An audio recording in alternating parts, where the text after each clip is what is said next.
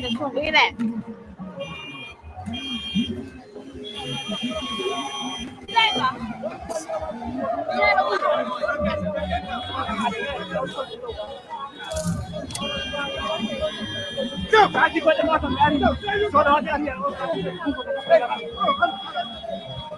Yo chama ora na costa side dali ni romba.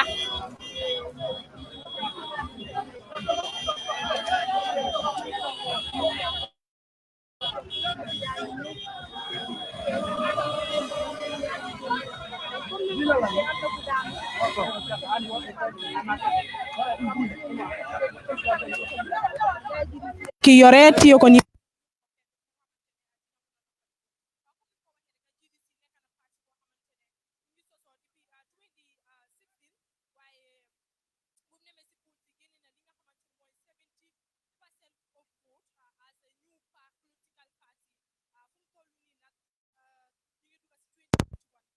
bang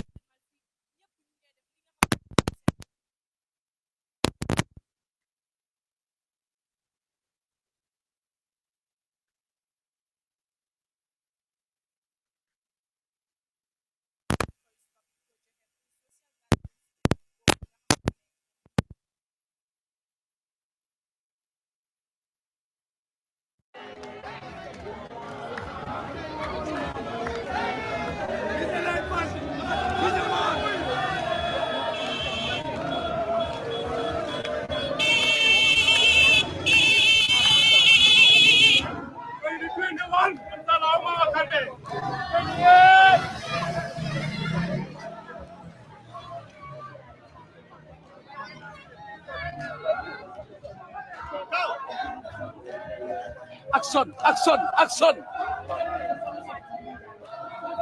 Ni muna may niwata.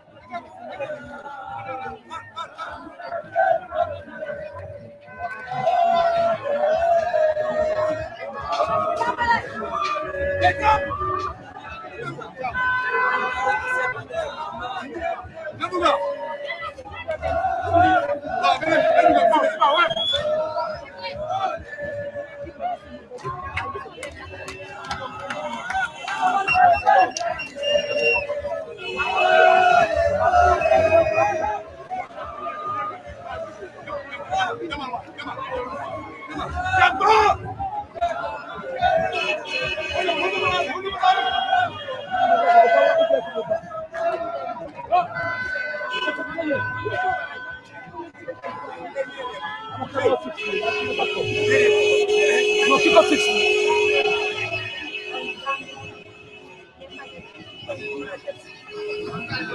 Am ñu may niwata. Jël ma wacc. Jël ma wacc so wacc nga ba caméra.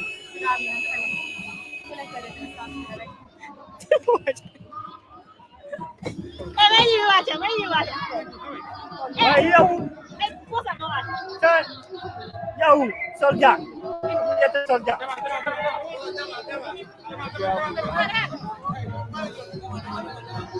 Bye.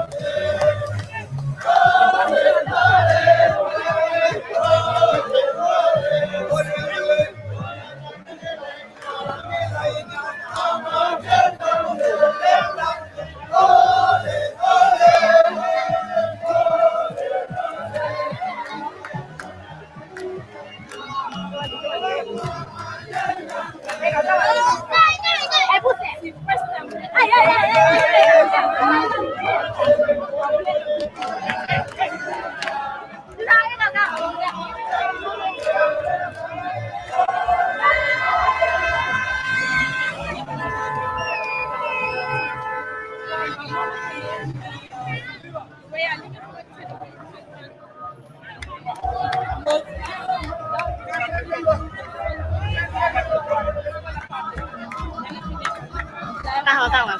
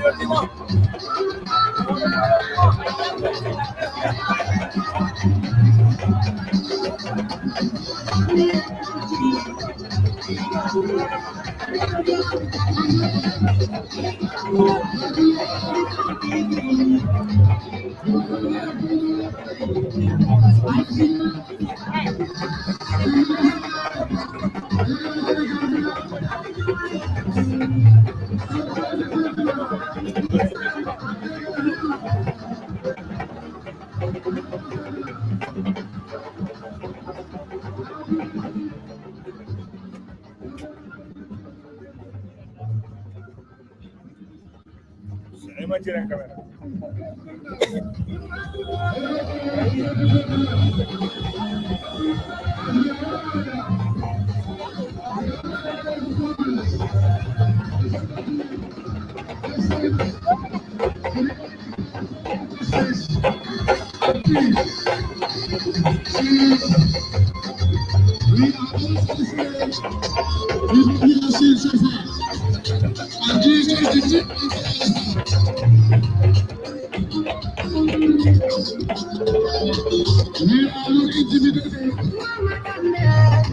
Any sign of the ministry is dead. What we are seeing so far is a clear manifestation of the power of the Democratic Congress. This is something Honorable Kenya, this is your day. It has kept going. And this is what you have shown so far. In 2016, it was very difficult for people to go out and show their willingness for a positive spirit. It was you who stood up together with your colleagues and answered this message that we are all going to do.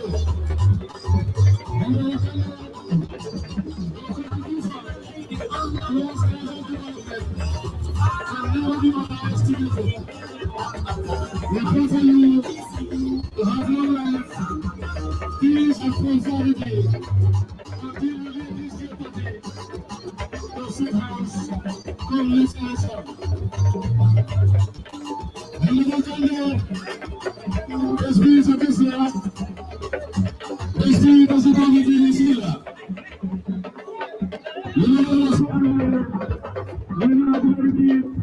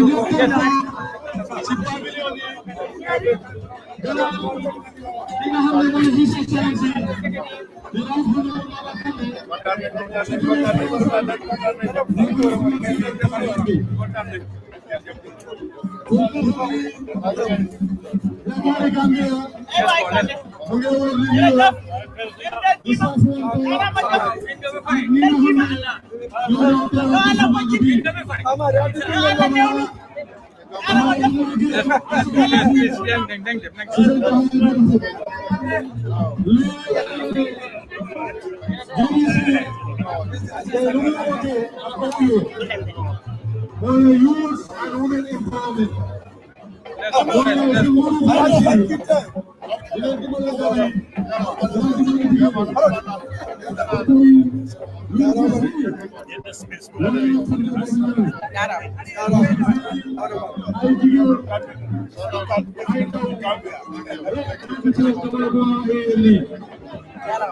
This excellent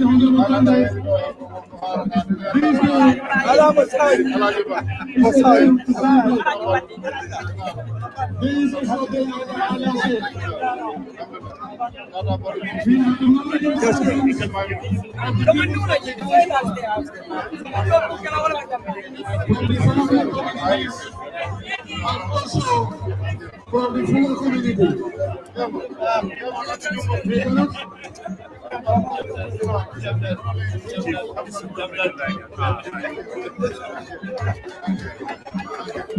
We cannot underestimate the relevant from the people of the diaspora. The diaspora executive. We have in our midst the diaspora people, that is Mr. Dudunau from England, and also the diaspora secretary general, Mr. Sambajano, commonly known as Samapi. Your intervention and effort cannot be underestimated. We are very grateful to receive you here today. From Millennium, Nanyet Exi Pavilion, His Excellency,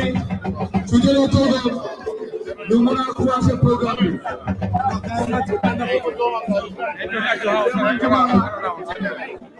Bismillah.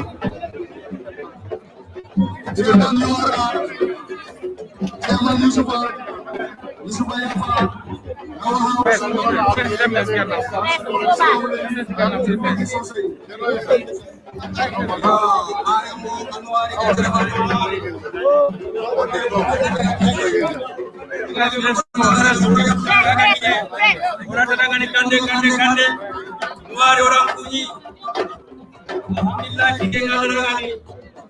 Keluarga Jadapane Magawari, diaspora, orang Masukuni, dan segala anak segala Indonesia, orang Masukuni dan Magawari. Kota Mundu, ada lagi kota Boy, ada orang Mendoan, keluarga Jadapane Magawari, masih tidak ada belok lagi ujung lagi, orang Manual orang kita, penjara mamusnya kami fude, kalau mana kau ada mana, orang Kari, penjara mau nopo, ini boleh coba mau alih para bagi. Mani mani gol, the diaspora, Malbe Coltona, Altona Condola, Alimbara, diaspora Sarafulu, whatever Puna Matina,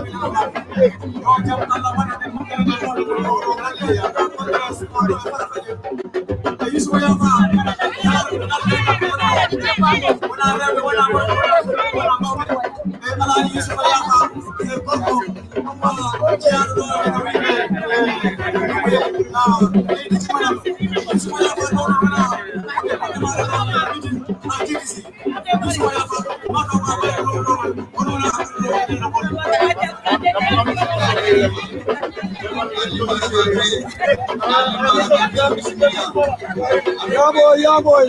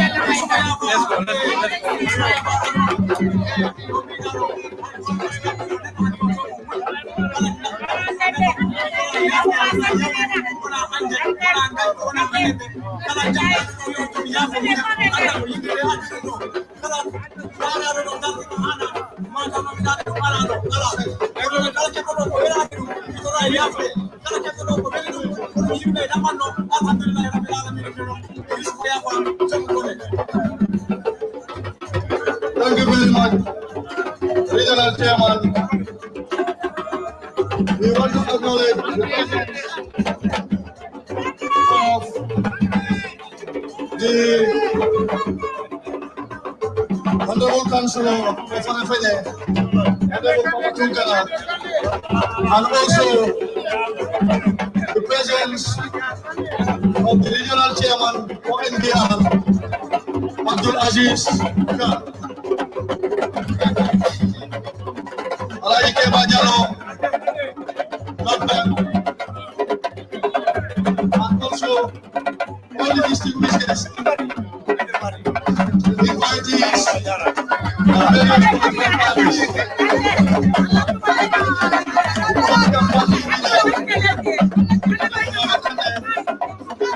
It's going about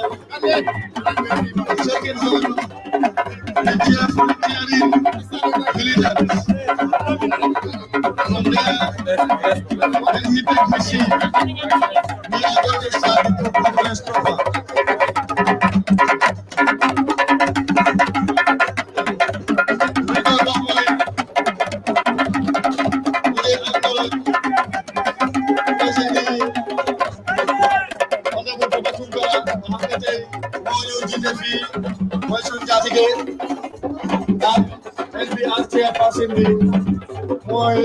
Abdul Aziz Khan, and also sympathy Ramune Nojel Togom, Sujala Togom, you don't pass a Congress with proper. Kon na ñëpp toog jël seen place léegi tey li nga xam ne ñun ñëpp moo ñu fi dajale ñu commencé ko. Honorable Cissé, the chairperson of the Gambia Democratic Congress, you are now invited to take over the chair. Thank you very much.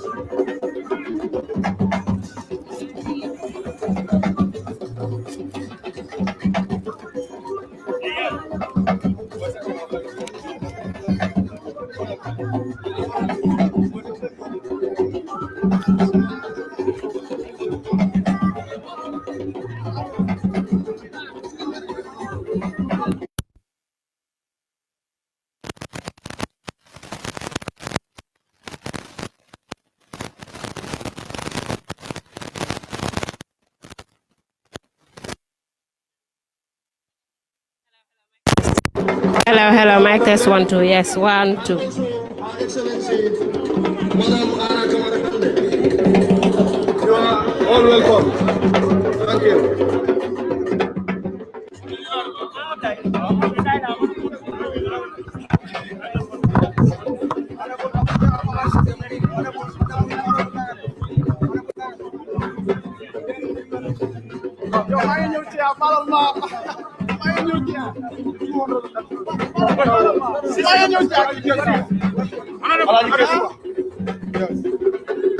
We also acknowledge the presence of our able honorable councillors. I have mentioned few of them earlier.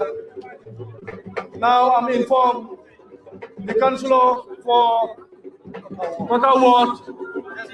Honorable Alaji Kesao, and Honorable Abihuba are all present.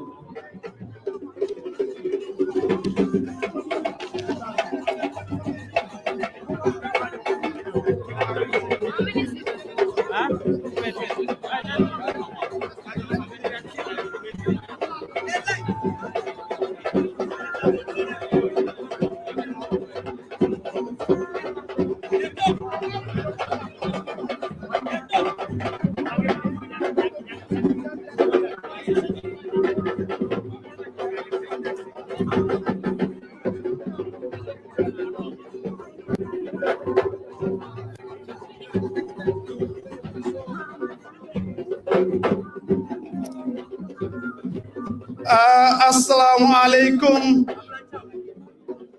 Dama bëgg fu mu nekk nii ñun ñëpp ñu toog ñun ñëpp ñu jógee ci kanam ñu try ku nekk fi nga war a fix sa boppa nga fix sa boppa foofu ñu mun a start programme bi bilaa moo gën a guddi kon ku nekk am naa yaakaar ne fu ñu la toogloo nga try nga toog foofu noonu ku nekk fi nga xam ne nii foofu moo nekk sa place nga toog foofu ñu mun a commencer programme bi ndaxte honorable party leader bi ñëw na délégué si ñëw neen ñi nga xam ne leen loon yaakaar ñëw neen kon léegi lu ñuy def dañuy dugga si li nga xam ne moo waral bis bi tey kon yéen ñëpp ñu ngi leen a ñaan ku nekk na dellu si place am ku nekk na toog fuñ ko toogloo su ko defee ñu dellu waxtaan ñi nga xam ne ñoo fi war a jaar tey ndaxte bis bi du nekk bis bu yomba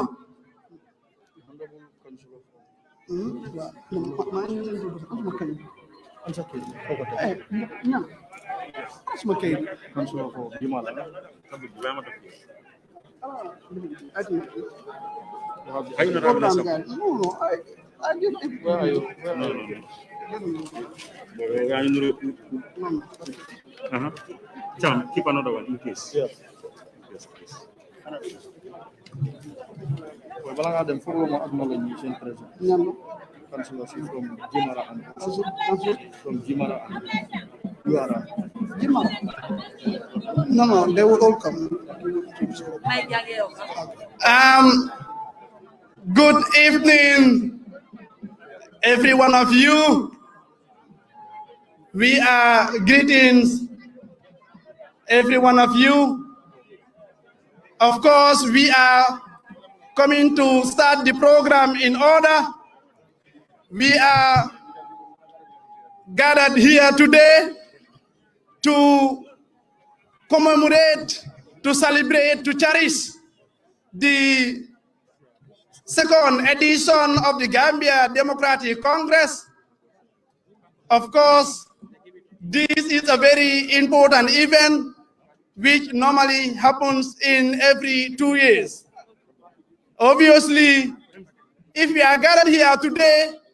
we are not just gathered to see one another, but to talk about very relevant and important issues regarding the Gambia Democratic Congress, regarding the development of this country, regarding the progress of this country, regarding the challenges that we are facing in this country. As the Gambia Democratic Congress stands to address all challenges that are this country, is facing. This is why we are gathered here today to let the entire Gambian people across, and of course, those in the diaspora, to know how relevant, how substantial, how prudent the Gambia Democratic Congress is. As there is no time and we are running against time, I will go straight and just to inform you that I, Honorable Omar Sise, will be taking you through this program, will be chairing this second edition Congress of the Gambia Democratic Congress. And by way of doing that, I will take you through to the program guides for everyone to know what we are expecting from this program. Thereafter, we will get to introduce, to acknowledge, to recognize those that are present here, especially those at a high level, and of course, every individual who is present here. In doing so, I wish to acknowledge and extend my greetings to recognize the Alcalo of Farafenni. I wish to welcome and recognize, of course, the Imam of this village. So obviously, I just have to take you through the program, guys. Then from there, we will have the Alcalo and the Imam. Of course, they will come and give the welcoming, they will come and give prayers before we get to the actual program. First on the itinerary, we have the opening prayers, of course, that will be done by the Muslim and of course the Christian. Second on the itinerary, we have the welcoming remark that will be carried out by Honorable Papa Tungura, the Honorable Councillor of this ward. Thereafter, next on the agenda, we have the opening statement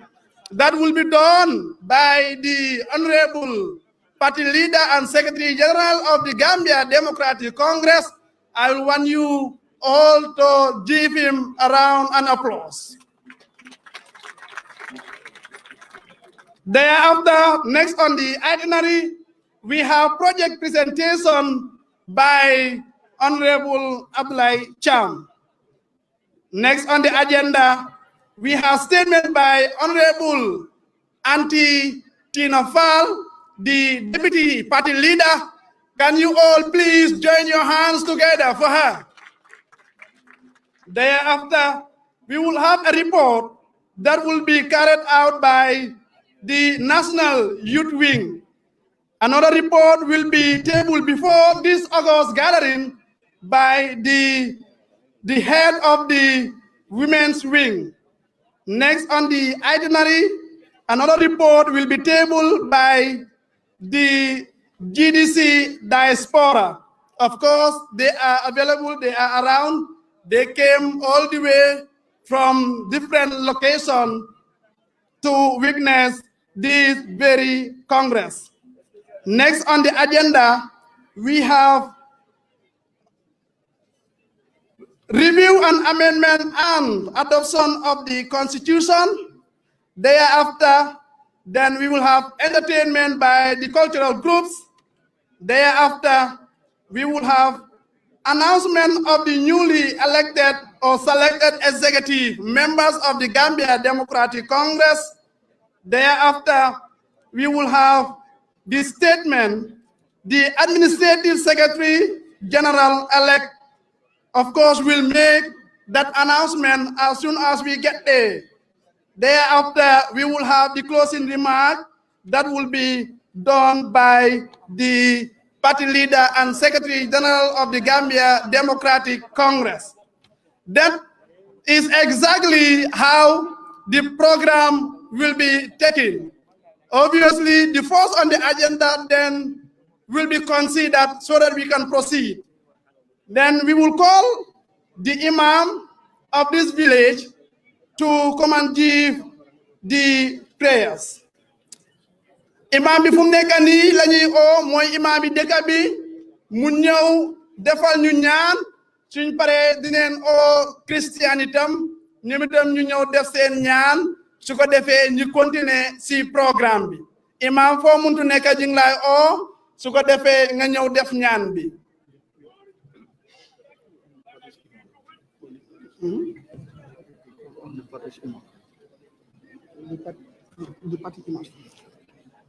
okay, the party imam is available kon party imam bi ñing lay o nga yegsi fii nga defal ñi li nga xam ne moo nekk ñaan bi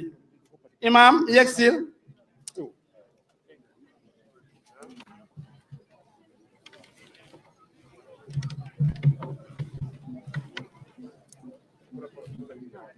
أعوذ بالله من الشيطان الرجيم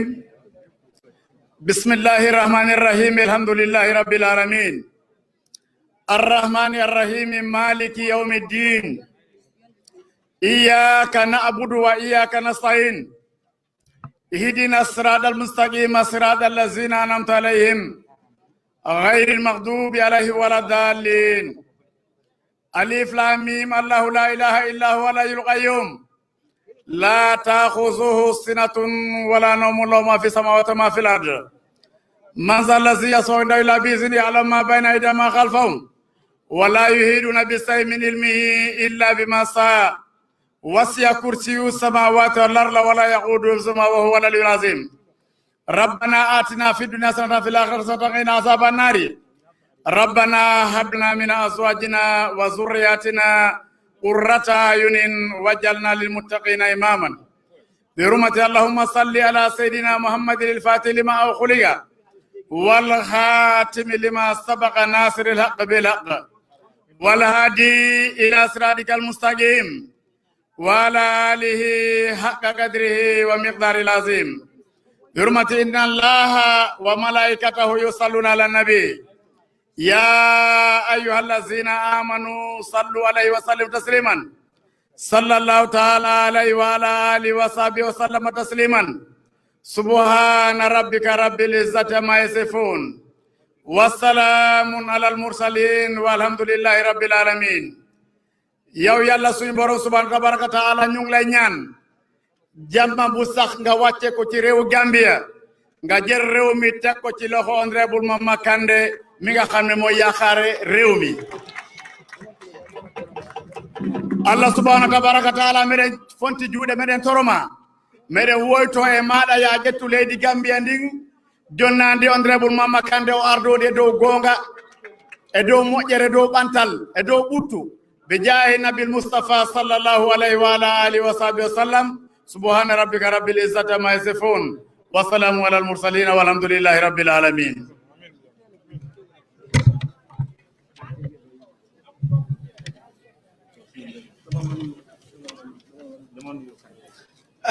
Jerejef Yai Imam, thank you very much Yai Imam.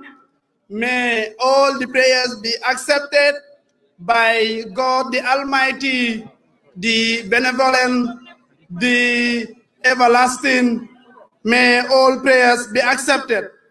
Right from there, then we will get to the Christian version. We will call Henry Jao to take us through the Christian prayers. Thank you.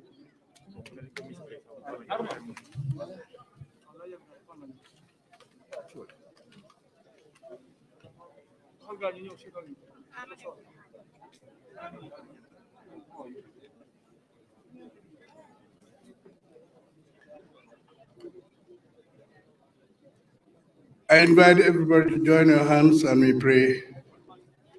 God Almighty, we ask you to bless this gathering that has come here today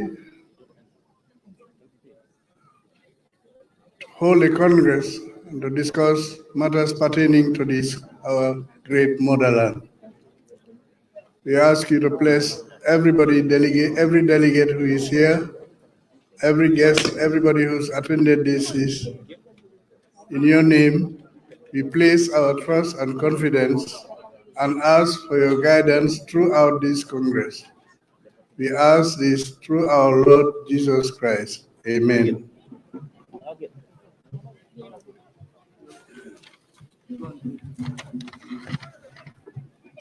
Jerry Jeff. May all prayers be accepted as well. Ladies and gentlemen, delegates, invited guests, and every individual present here. Next, then I will, if not all, but to recognize or acknowledge or introduce to you some of the members or some of the individuals, especially those at a higher level, for the gathering here to recognize them. Because it is possible that today some of us might actually leave the executive. It is possible that others might not actually form part of the executive. So it is important, if they were functioning, if they were carrying out their function in the central executive, especially, or the regional executive, the constituency executive, the ward executive, it is important for them to be recognized. It is important for the legal service or for the services that they rendered for the party to be acknowledged at least. Honorable Ablai Cham, it is important, maybe you can be taking them through the other languages so that we can be at the same wavelength. Thank you. Thank you very much, Honorable Omar Cissé. Gannaaw buñ sante Yàlla julli ci yonent bi ñu ngi gërëm mboolem ki nga xam ne bàyyi nga sa soxla yépp ñëw teew ci programme bi nga xam ne tey lu ñu fi dajale mooy congrès boo xam ne IEC ñoo ko santa mboolem political party bu nekk ci réew mi pour ñu def ko ñaari at yu nekk. Honorable Cissé gannaaw bu mu nuyoo ki nga xam ne tey mooy suñ kilifa di suñ leader di suñ njiit nuyu na mboolem naataango yi nga xam ne ñoo nekkoon ci Central Executive Committee bu GDC nuyu presse bi nuyu yaay compagnie nuyu women mobiliser yi nuyu gan yi nga xam ne ñoo jógee ci yeneen political party ñëw teew fii nuyu tamit ñi nga xam ne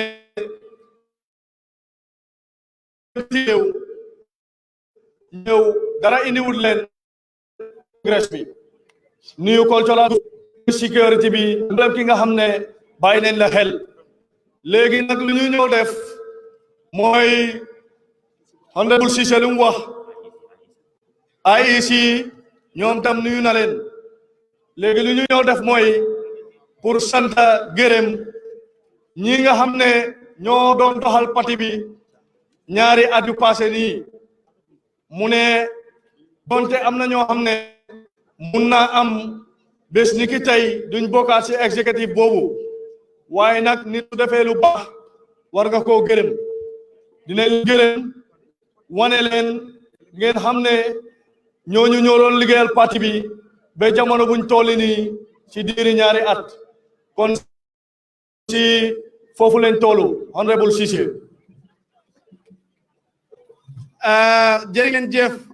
Ablaye Cham jërëjëf kàddu bi rafet na kon léegi ni ñuy def rek mooy dañuy dal di wane ñenn si ñi nga xam ne ñoo teew fii su ko defee ñu dal di leen ràññi kon ñu ngi nuyu di dalal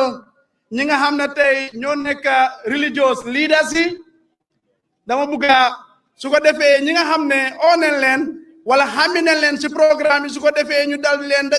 booleel wanteel suñ loxo yi loolu dina leen may kontaante ñoom itam su fekkee nga xam ne onel leen si biir ndaje li kon religious leaders yi ñu ngi leen a nuyu di leen dalal si programme bi ñu ngi nuyu ñu nga xam ne tam ñoo nekk traditional leaders yi ñu nga xam ne ñoo teew si jotaay bi fii tey suñ jógee foofu dañuy eggali suñ nuyoo si ñi nga xam ne tey ñoo nekk délégués yu nga xam ne ñoo jógee si areas yëpp moo xam si village bi nga jógee moo xam si ward bi nga jógee moo xam si constituency bi nga jógee moo xam ndax si region bi nga jógee kon délégués si yéen ñëpp ñu nga naan nuyu di leen dalal si programme bi fii suñ jógee si loolu ñu ngi nuyu ñi nga xam ne ñoo nekk GDC women's wing bi ñu ngi leen nuyu di leen dalal ci programme bi fii suñ jógee foofu ñu ngi nuyu ñi nga xam ne ñoo nekk youth wing bu GDC ñoom itam ñu ngi ci dadaay bi fii dama bëgg ngeen tàccul ma ñooñu suñ jógee foofu ñu ngi nuyu di dalal ñi nga xam ne ñoo nekk GDC die hard ñoom itam ñu ngi ci ndaje li fii suñ jógee foofu dañuy nuyu di dalal ñi nga xam ne ñoo nekk GDC diaspora ñoom itam ñu ngi ci ndaje li fii kon dama bëgg ngeen tàccul ma seet boobu tam suñ jógee foofu dañuy nuyu ñi nga xam ne tey ñoo nekk ward chairperson si ak seen executive bi yëpp ki nga xam ne chairperson nga si ward bu muntu doon GDC ñi ngi lay nuyu di la dalal si programme bi yow ak sa executive ak sa members yëpp ñi ngi nuyu ñi nga xam ne tam ñoo nekk constituency chairperson si ak seen executive bi ak seen militant si yëpp koo xam ne tey yow li nga jiite mooy constituency kon ñi ngi lay nuyu yow ak ñi nga àndal ak sa nit yi yëpp ñi nga xam ne ñoo nekk si constituency bi suñ jógee foofu dañuy nuyu ñi nga xam ne tey ñooñu nekk si région si ñi gën koy xamee si GDC desk officer si kon région bu nekk GDC am na fa desk officer li ñuy def mooy comme bariwul dañuy wane ñooñu su ko defee ñooñu itam ñi ràññi leen si biir nit yi kon ki nga xam ne moo ñu nekkal Banjul di desk officer moo nekk Panjaay Sooti Panjaay jógal taxaw ekkiti sa loxo ñëpp ñi xàmme la ngeen tàccul ma ko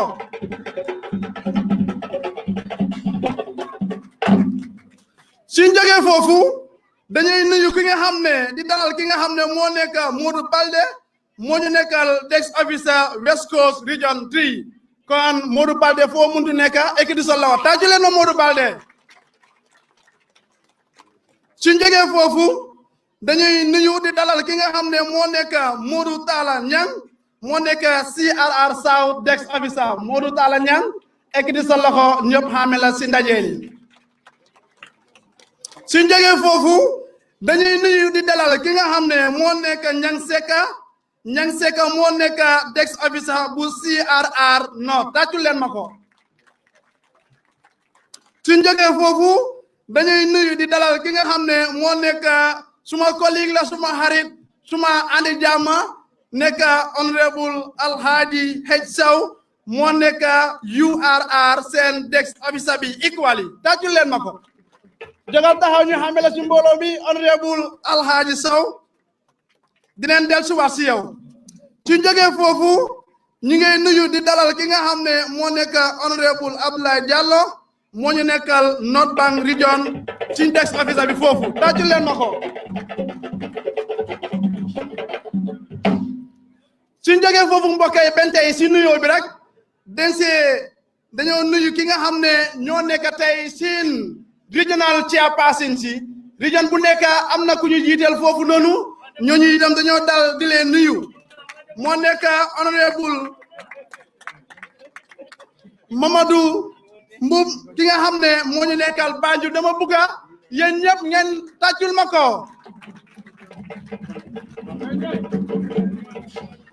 ci jógee foofu ki nga xam ne moo nekk suñ regional chairperson bi moo nekk Caajal Sidibe moom mi nga xam ne moo nekk West Coast Region 3 suñ jógee foofu dañoo nuyu suñ chairperson bi nga xam ne moo ñu nekkal West Coast Region 2 ñu gën koo xamee si Moussa Jammeh dama bëgg nga ekkati sa loxo ñëpp tàccu la suñ jógee foofu dañoo nuyu ki nga xam ne moo nekk Ousmane Diallo moo ñu nekkal CRR South Ousmane Diallo ekkati sa loxo foo muntu nekk ñëpp gis la suñ jógee foofu dañuy nuyu ki nga xam ne moo nekk Asaw moo nekk suñ regional chairperson bi CRR North Asaw kon ekkati sa loxo ñëpp gis la si ndaje bi suñ jógee foofu dañuy dem si ki nga xam ne moo nekk Idrissa Trawale moom moo ñu nekkal URR moom itam ñu ngi koy dalal di ko nuyu si ndaje li fii dama bëgg nga jóg taxaw ñu mun laa tàccu si ndaje li suñ jógee foofu dañuy nuyu di dalal ki nga xam ne moo ñu nekkal North Bank ñu gën koo xamee si Abdul Aziz Ka yow itam ñu ngi lay nuyu di la dalal si programme bi fii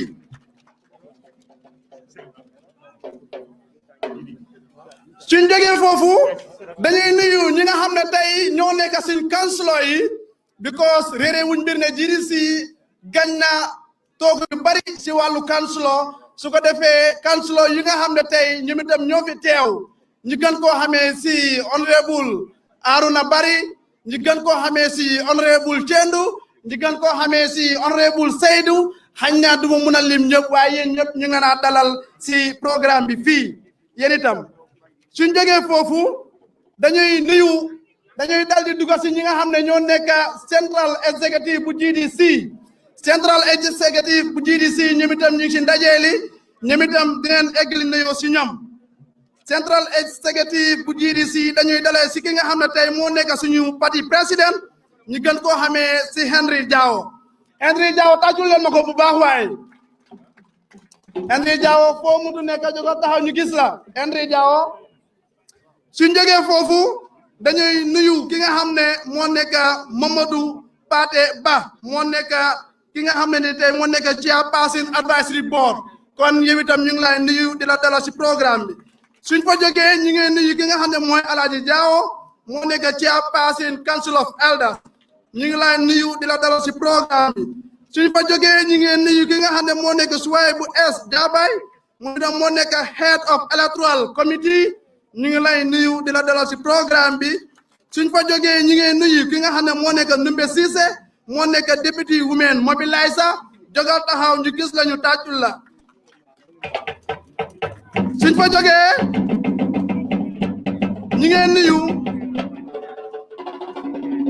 suñ fa jógee ñu ngi nuyu ki nga xam ne moo nekk Fatou Souare moo nekk Head of Yaay Compine wala Kafo si niñ ko gën a xamee suñ fa jógee ñu ngi nuyu Ndeye Gadiaga moo nekk Deputy Head of Organizer ñu ngi lay nuyu di la dalal si programme bi suñ fa jógee ñu ngi nuyu ki nga xam ne moo nekk Lamine Jammeh moom moo nekk Chairperson of the disabled moom itam mu ngi ci ndaje li fii ñu ngi lay nuyu di la dalal suñ fa jógee ñu ngi nuyuwaat ki nga xam ne moo nekk Modou Balde moo nekk Head of Logistics Gambia Democratic Congress suñ fa jógee ñu ngi nuyu ki nga xam ne moo nekk yaa Ramatoulaye Sané moom moo nekk di women président ñu ngi lay nuyu di la dalal suñ fa jógee ñu ngi nuyu ki nga xam ne moo nekk Rémé Diagne moo nekk National Women Mobiliser kon Rémé Diagne ñu ngi lay dalal ji itam si ndaje li fii suñu fa jógee ñu ngi nuyu ki nga xam ne mooy honorable Alhaji Diallo moo nekk Chairperson Fundraising Committee ñu ngi lay nuyu di la dalal suñ fa jógee ñu ngi nuyu ki nga xam ne moo nekk honorable Modou Diène moom moo nekk Head of Research si Gambia Democratic Congress ñu ngi lay nuyu di la dalal suñ fa jógee ñu ngi nuyu honorable Souleymane Cissé moo nekk Deputy Logistics 2 si Gambia Democratic Congress ñu ngi nuyu ki nga xam ne moo nekk Ousmane Sow moo nekk di campaign manager Gambia Democratic Congress suñ fa jógee ñu ngi nuyu ki nga xam ne moo nekk Mamadou Moussa Sow Deputy Press Secretary ñu ngi koy nuyu moom itam di ko dalal suñ fa jógee ñu ngi nuyu Mamadou Moussa Sow moom mi nga xam ne moo nekk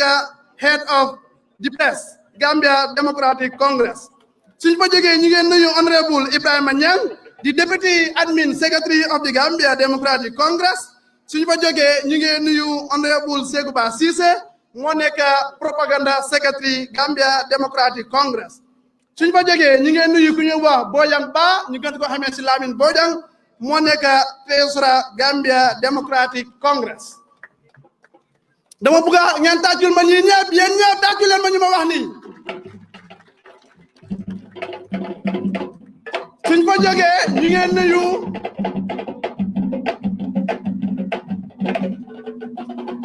suñ fa jógee ñu baala ñu suñ fa jógee ñu ngi nuyu di famous honorable MC Cham Junior National Youth President dama bëgg ngeen tàccul ma ko suñ fa jógee ñu ngi nuyu Essa Balde moom moo nekk di Head of Finance Gambia Democratic Congress suñ fa jógee ñu ngi nuyu Ibrahima Dem moo nekk diaspora suñ fa jógee ñu ngi nuyu Dudu Ndaw moom itam mu ngi jógee si diaspora pour attendre congrès bi suñ fa jógee ñu ngi nuyu ki nga xam ne moo nekk Samba Pi Diallo moom itam diaspora la jógee ñëw attendre congrès bi suñ fa jógee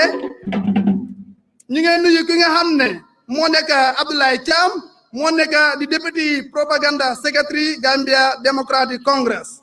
suñ fa jógee ñu ngi nuyu Ibu S Thiam moo nekk head of organizing committee suñ fa jógee ñu ngi nuyu Moussa Jammeh head of advance team ben tey ñu ngi ko nuyuwaat Moussa Jammeh ñu ngi lay nuyuwaat suñ fa jógee ñu ngi nuyu Ibulo moo nekk di youth coordinator Gambia Democratic Congress suñ fa jógee ñu ngi nuyu ki nga xam ne mooy Haruna Jallow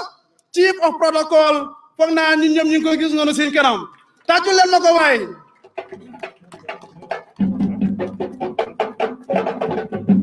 suñ fa jógee ñu ngi nuyu ki nga xam ne moo nekk Abdoulaye Diallo foreign secretary moom itam mu ci ndaje li dama bëgg ngeen tàccul ma ko nga jóg taxaw mbooloo mi gis la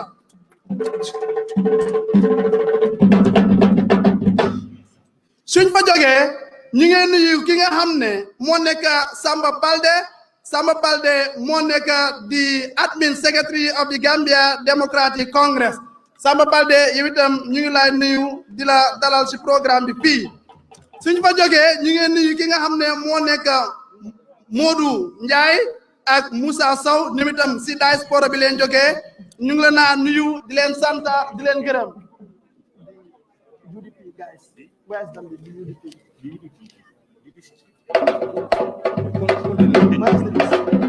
you can continue with that.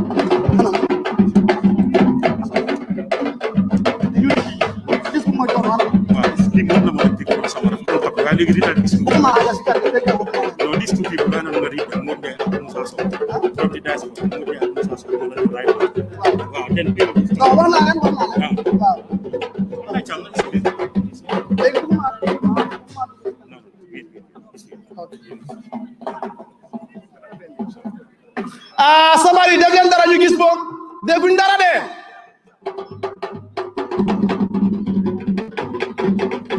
loxoy waay loxoy ci kaw gisuma dara loxoy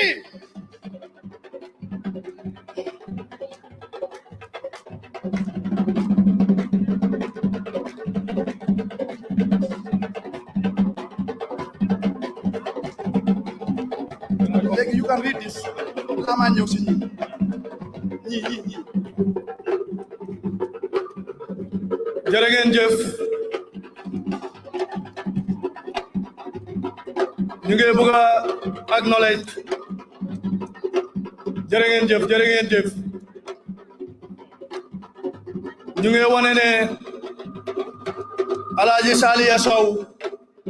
moom tam jóge na ba bitim réew pour ñëw teewee programme bi Alaaji Saliya Sow ñu ngi wax ne honorable Amadou Ka PRO moom tam mu ngi si mbooloo bi léegi comme suma naataango num ko waxee ñu ñëw feeñal ñooñu ñooy suñ naataango ñi nga xam ne jógee nañ si yeneen political parties ñëw teewale ñu suñ bés bii lii rek wane na ne xeebuñ ñu si benn boor waaye ñun tam xeebuñ leen si benn boor délégation bi nga xam ne honorable lawyer Isenu Dabo moo leen yónni jógee si United Democratic Party muy UDP ku ko jiite di honorable Ibrahima Diba UDP assistant organizing secretary taajul leen ko ak ki nga xam ne mooy honorable Fansu Marong UDP chairman for Upper Badibu constituency moom tam mu ngi si mbooloo bi ñu ngi acknowledge ñi nga xam ne ñoo jógee IEC di Independent Electoral Commission presse bi observers yi suñ mbokki géwél yi imam yi alkaalo bi ak ñi nga xam ne ñoo ñëw ànd ak ki nga xam ne mooy suñ njiit jógee si place yu fasante ko ñu ngi leen a bismillah ñii ñooy ñi nga xam ne bëggoon nañ leen a leeral seen teewaay si mbooloo bi fii ñu ngi gërëm sécurité bi di gërëm protocole si ñi nga xam ne ñoo nekkoon si wàlli waañ bi di toogakat yi ñu ngi leen a gërëm ñi nga xam ne ay fan ñu ngi fi di advance team bi ñu ngi leen a gërëm di gërëm tamit suñ yeneen naataango yoo xam ne ñu ngi jógee si APRC muy honorable Bori Koli second deputy party leader ak kii nga xam ne moom mooy Maam Sey Ndiaye nekk former mayoress ñii tamit teew neen si bés bi waaye jamono bu ma waxee yéen nii ñoom jógee nañ fi pour delluwaat kon nañ taacul ñooñu honorable Cissé nga ñëwaat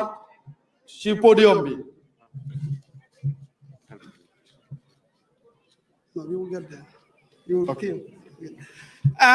jërëjëf co-chair honorable Abdoulaye Cham dama bëgg ngeen tàccul ma honorable Abdoulaye Cham doon na ki nga xam ne tey dafa demoon si parti NPP ñu xam ne lu fa nekk di dox du dëgg du yoon ñu xam ne lu fa nekk di dox mënut yóbbu Gambia si kanam mu del si waa GDC xam ne dëgg rek mooy dox si biir réew mi fii kon tàcc leen ma ko waay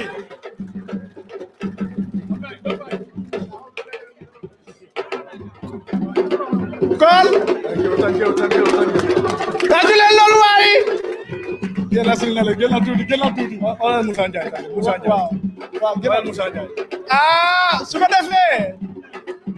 su ko defee ngeen meññ tuuti sabari Moussa Ndiaye ngeen meññ tuuti sabari ngeen meññ tuuti sabari ngeen meññ tuuti sabari may nañu tuuti xaar leen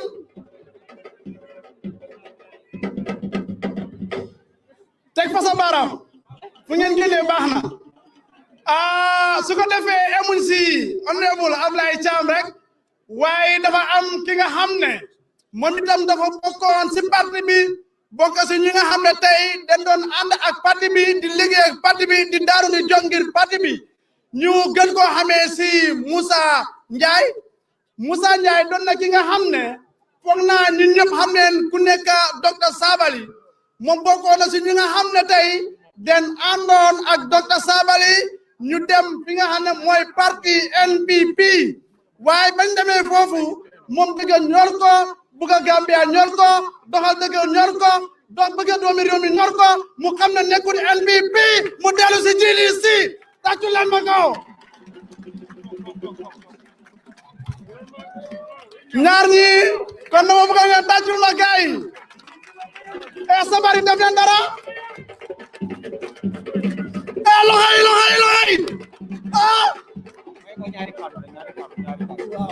waaw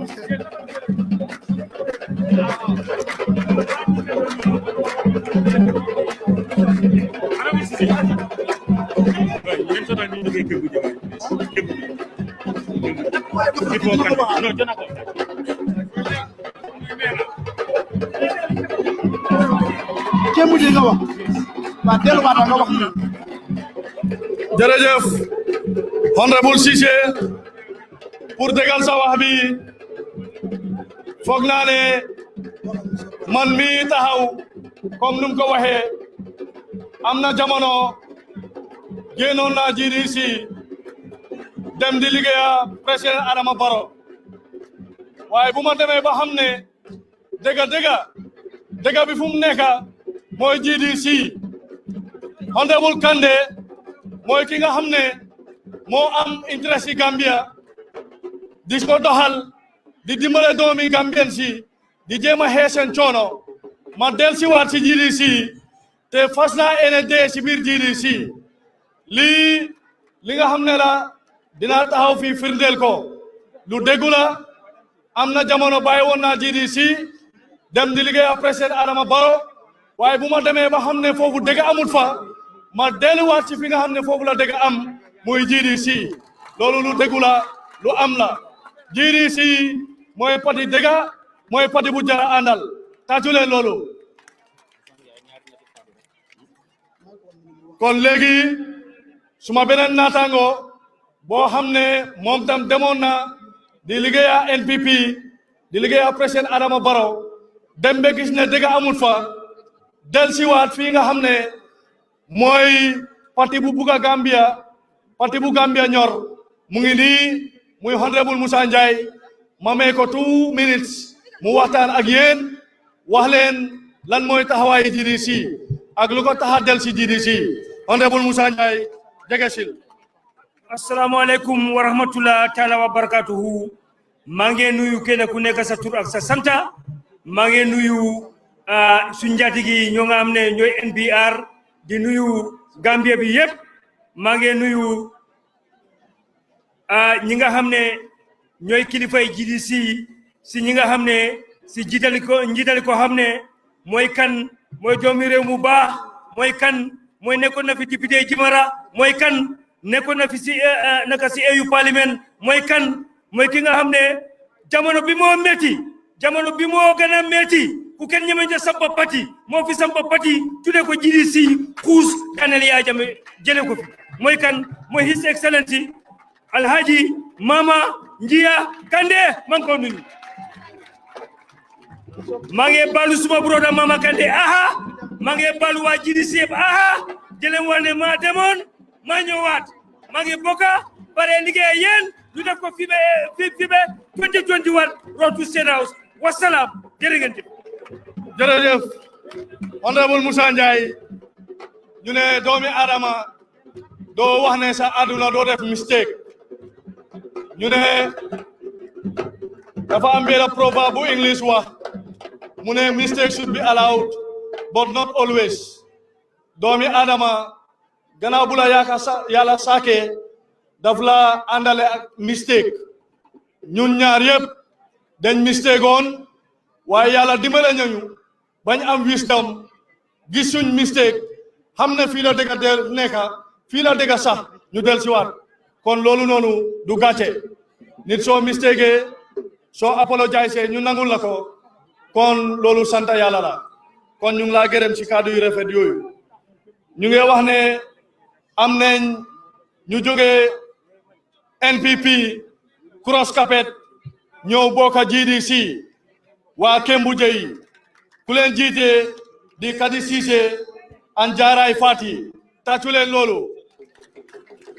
ñii NPP leen jógee dañ leen naxoon boole leen NPP ñu dem ba xam ne foofu dara nekku fa lu dul naxaate ñu del siwaat GDC cross capet ànda si ak parti bi nga xam ne mooy parti dëgga kon ana Kadi Cissé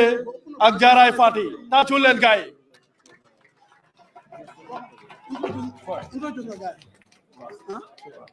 Okay.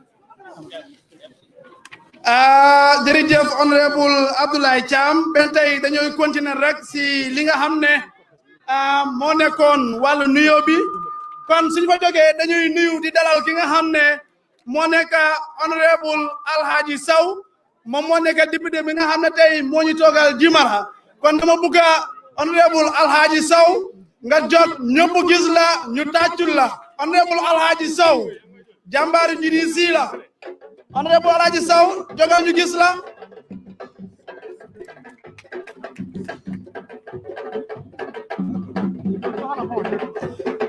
suñ fa jógee dañuy nuyu di dalal ki nga xam ne dañuy nuyu sabari balaleen ñu dañuy nuyu ki nga xam ne moom moo taxaw di ceeya li nga xam ne moom moo nekk programme bi ñu gën koo xamee si honorable Omar Cissé muy suma bomba man maa nekkoon ki nga xam ne maa nekkoon di national party chairman kon may itam maa ngi nuyu suma bomba di dalal suma bomba si programme bi fii suñu fa jógee dañuy nuyu ki nga xam ne tey moo nekk honorable Anti Tina Fall kooku moo nekk di deputy party leader dama bëgg ngeen tàccul ma ko bu baax honorable Anti Tina Fall jógal ñu gis la tàccul leen ma ko bu baax a baax a baax a baax suñ fa jógee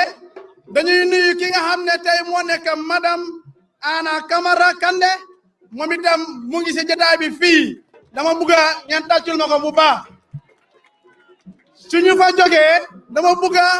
ngeen tàccul ma ki nga xam ne moo nekk madame Asanatou Diallo Kande moom itam mu ngi si ndaje li fii dama bëgg ngeen tàccul ma ko bu baax mbokk yi suñu fa jógee dañuy dem si ki nga xam ne ba mu doon metti si biir Gambia si 2016 moo taxaw ngir Gambia génn si coono ba mu doon metti 2016 dafa taxaw simeeku ba mu doon metti 2016 dafa taxaw ngir jaay bakkanam pour Gambia nekk si jàmma ba mu doon metti 2016 dafa jël alalam dugal si réewi Gambia pour Gambia génn si coono ba mu doon metti 2016 dafa sumeeku jël taxawal parti pour Gambia génn si coono ba mu doon metti 2016 dafa taxaw wax Gambia dégg ko ba mu doon metti 2016 dafa génn mu wër Gambia yépp pour wax askan bi dégg ko pour wax nit ñi xam lan moo war a dox si réew mi mu wax nit ñi xam lan leen war a jëriñoo si réew mi mu wax ngir Gambian si yépp xam ne dëgg rek moo war a dox si biir réew mi fii kon dañoo ñëw nuyu ki nga xam ne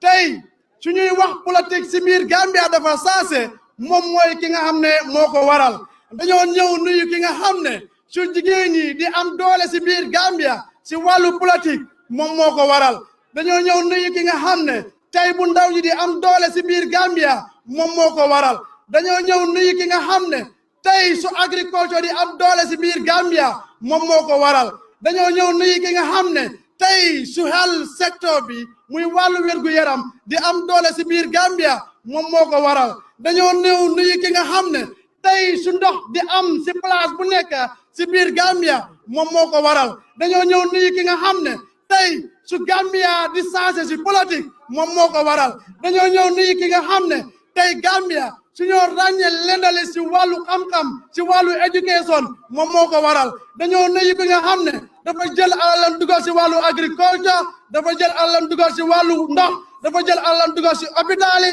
dafa jël alalam dugal si gaari ni dafa jël alalam doolele ko jigéen ñi dafa jël alalam doolele ko ndaw yi dafa jël alalam doolele ko bépp doomi Gambia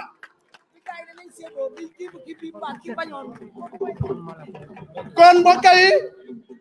kon ki nga xam ne la ñuy ñëw oo dalal ko si jotaay bi ki nga xam ne la ñuy oo pour askan bi yëpp gis ko ki nga xam ne la ñuy oo mu war a ndaje lii tey ki nga xam ne la ñuy oo ngir bisi tey bii su élection ñëwee ñu yóbbu ko State House ki nga xam ne la ñuy ñëw oo mooy ki nga xam ne lii moom leen bëgg a mu jiite Gambia on the 4th December 2021 kooku moo nekk honorable Mama Kairaba Kande. jërëjëf honorable Cissé kooku mooy gaynde Gambia kooku mooy gaynde Gambia léegi am nañ fi beneen délégation boo xam ne ñu ngi jógee fii nga xam ne mooy Sénégal si njiitali Abdourahmane Kane moom moo leen ebal waaye ñu ko fi teewal mooy Mamadou Sow Jibi Ba Jeynaba Diallo ak Musu ak ki nga xam ne mooy madame Diop jógee ba Sénégal ñëw teew si bés bu maaga bii léegi li ñu def mooy gannaaw bu ñu wanee ki nga xam ne moo ñu fi dajale muy suñ njiit di suñ kilifa dinañ dugal si programme bi dinañ oo ki nga xam ne mooy honorable Papa Tunkara nga xam ne mooy councilor for Farafenni Ward mu ñëw jaaraamal askan bi jaaraamal mboolem ki nga xam ne yaa ngi ñëw teew si programme bi kon tàccul leen ma honorable Papa Tunkara nga xam ne gaynde GDC la foo ko fekk mu ngi def loo xam ne dafa tax GDC bu jëm kanam mu ñëw welcome ay ganam honorable Papa Tunkara bismillah.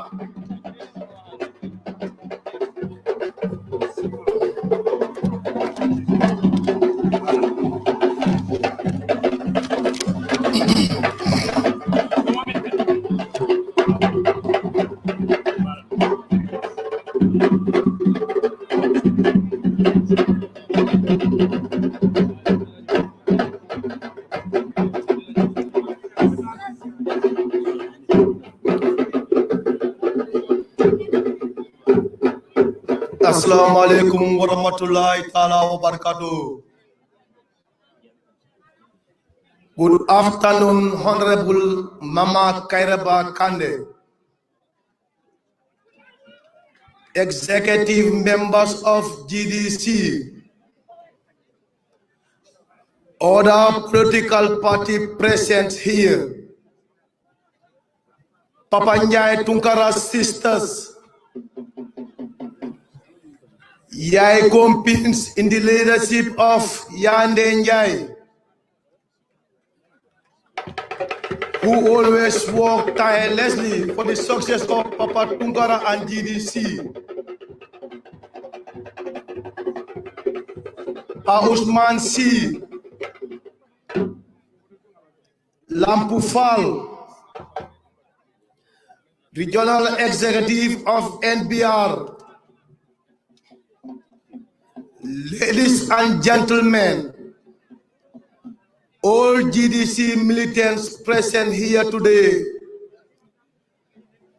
and other political parties present here,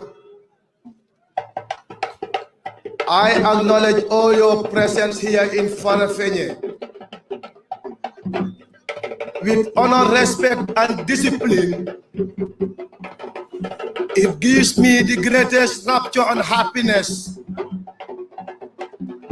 to thank you all for coming joining us here in Farafenni. I am pleased to be able to welcome you all to this marvelous, auspicious gathering. Those of you that came from afar to witness this auspicious gathering, today marks yet another important milestone. We are very proud to be able to host it here at Farafenni with all of you. Just before we get started, I would like to express my gratitude to all of you who so generously help us make this event come together smoothly. The Yai Kompins, Papa Nyai Tunkara sisters, etc. I appreciate and thank you all for the efforts you put into make this event a success. I would also like to similarly express my gratitude together, my gratitude of this to all the loyal supporters who continue to travel the length and breadth of this country, as well as the diaspora in support of the leader of our political party, Honorable Mama Kairaba Kande. In today's gathering, we would like to focus on all the many good works we have done since inception, while thanking you all for being loyal supporters to our party. You have all chosen to be part of this party because of our mutual understanding and cooperation as a family, and also our mutual passion to growth and development. Your passion helped us all to come together as one, and the energy we create as one also allow us to achieve our individual as well as our collective goals to a party. Like I've always been saying, we need you as much as you need us. And this is why we're so happy to have you join you here in Farafenni. In my capacity as Honorable Councillor of Farafenni, I can brag about many success development projects that through the help of Mama Kande and other political militants, I was able to bring to this community since I came into office. While time may not allow me to go through each of those achievements, I still deem it necessary to mention the following initiatives. As they always say, to whom much is put, I believe much is expected. A borehole at Mutani Dara Abdu, a borehole at Jigimar, though it's not in my ward, but development has no boundary. A borehole at Kersule, extension of water pipes to Jamagen, costing an amount of 146,000 and 120 compounds benefiting. 54 rakes donated to 2nd Infantry Battalion, to organize settlements, construction of homes, that is sleeping police, along the posted highway to reduce accident rates within Farafenni. 3,000 bags of rice, whole region for disabled, blind men, etc. 160 street light bulbs to the entire area. Construction of mosque at Murtani layout. 4 wheelchairs to disabled. 40 dustbins to market areas. I sponsor a trophy at Yala Tankunyala costing at $10,000. Sponsor a trophy at Sabah Sanyal costing an amount of $10,000. Big air condition capacity of 40,000 people in a hall. Road rehabilitation and other sections, etc. In these next few months, you will be getting to know more about the future plans we have for the people of Farafenni and the Gambia at large, under the leadership of His Excellency Honorable Mama Kande. I hope that this will prove to be memorable and fulfilling on you, while the plans will sound exciting as they had always been. These are, of course, not the only things that are important here to us. You will also be benefiting from an administration that promotes unity, diversity, hardworking, empowering women, youth development, etc. Well, I think that I have gone on long enough. I need to leave some time to other members to come to introduce themselves here. I thank you all for your kind assistance. Thank you. Thank you so much, Honorable Papa Tunkara, for the wise statement. Definitely, we also want to thank you for the relentless effort you have been rendering this party since you became the councillor of Farafenni Ward. Honorable Tunkara ñu ngi laa gërëm si kaddu yu rafet yooyu soo gisee wax bi lu si ëpp yëpp ñu def ko si local language parce que dañ jàppane tey nekkul ne ñu fi toog ñëpp ñoo dégg angale therefore suñu waree jël angale bi rek topp ko ñooñu noonu duñ xam lan lañ bëgg a waxtaan te GDC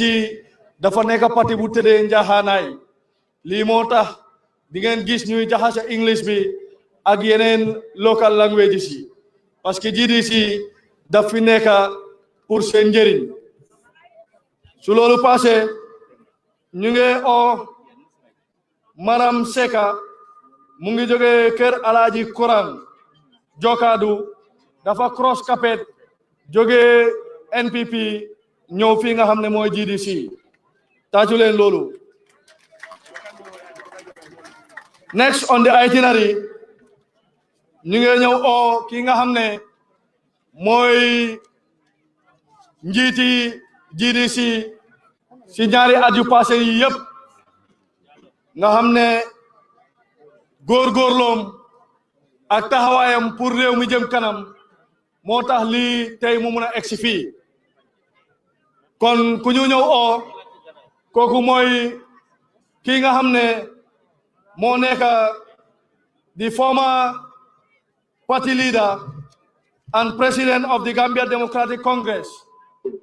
mooy Honorable Mama Ngia Kande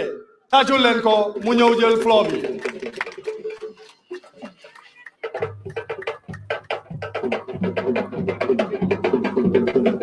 tàccul leen ko moom mooy njiiti parti bi ba jamono bu ñu waxee yéen nii waaye comme dañ ne ñetti fan balaa congrès place yëpp dañu vacant loolu moo tax ngeen dégg ñu ne former party leader. His Excellency, the floor is yours.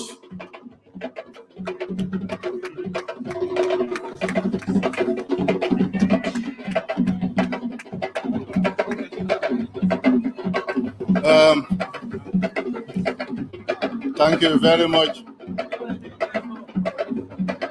Jërë ngeen jëf. Alnimbara on jarama Nawari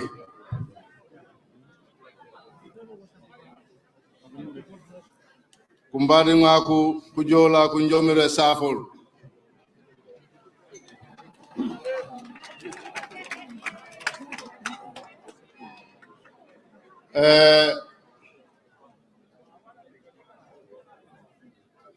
bala may start suma speech dama am I guess you joge Senegal ma bugalen nuyu comme suma speech dafa dem ci English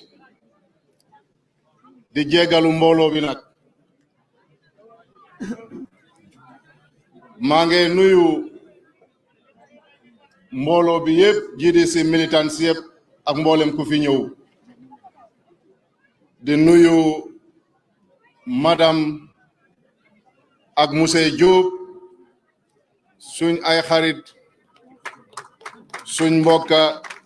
ñi jógee Dakar waaye mënuñoo na toog foofu ñu ne fekk jaar ñu fekkee bés bi kon maa ngi leen di nuyu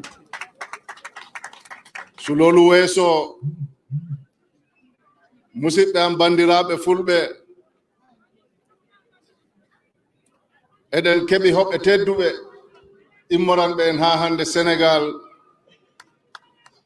he inde Abdourahmane Ka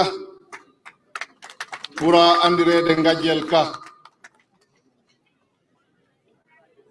o ummini ɓe ngoni yiɗɓe men ɓe ngoni musidɓe men ɓe ngoni yiɗɓe leydi ndi ɓe tawi ɓe mbawa hejje to ɓe ngoni to ko ma ɓe jottano en ɗo he yeesoyagal ko tokora am Mahamadou Sow ceerno Mahamadou Sow ombo ardi he honorable Djibi Ba e honorable Dieynaba Diallo mi salmini on mi bismima on e nder Farafenni ɗo kadi e nder Gambia assalamu aleykum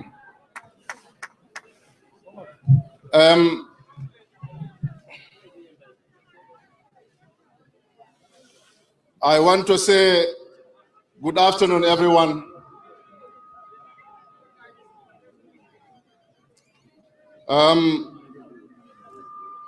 The former deputy party leader, Honorable Tina Fall, as I was just named the former party leader of the Gambia Democratic Congress, meaning none of us is holding a position for now, so I have to address them as I was addressed. And I think we are just doing the right thing. The delegates from across the country, the GDC executive members, the Gambians in the diaspora, and of course, the Gambian sympathizers in the diaspora, our religious and community leaders, the social media here present,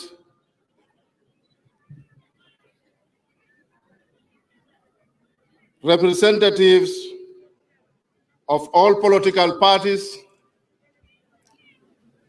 I welcome you all.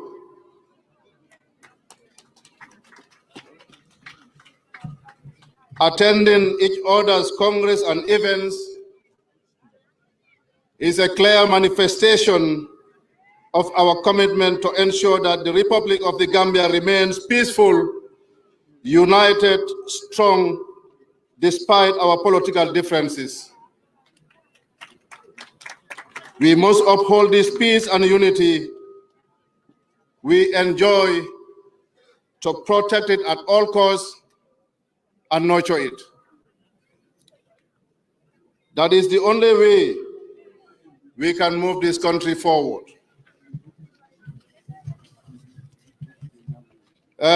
Ladies and gentlemen, we are here for a second Congress of our history, and we have gone a long way since 2016 when we had our first Congress. Since then, I must give the testimony to that we have achieved a lot too by impacting directly on the lives of many Gambians. I would therefore like to express my appreciation and thanks to all that have made our journey so far positively historic. Primarily, let me thank all the delegates and participants of our Congress for the great work, courage, and determination which you have demonstrated over time since our last Congress. Despite the current constraining trends, our party, the Gambia Democratic Congress, has been growing from strength to strength, and nobody will stop us from feeling proud and from working with our heads held high. On account of our enviable record, I owe a huge thanks to a lot of people, groups, and constituencies. In fact, all are involved and no one wanted to be left behind in the strike to move our party forward. However, in a nutshell,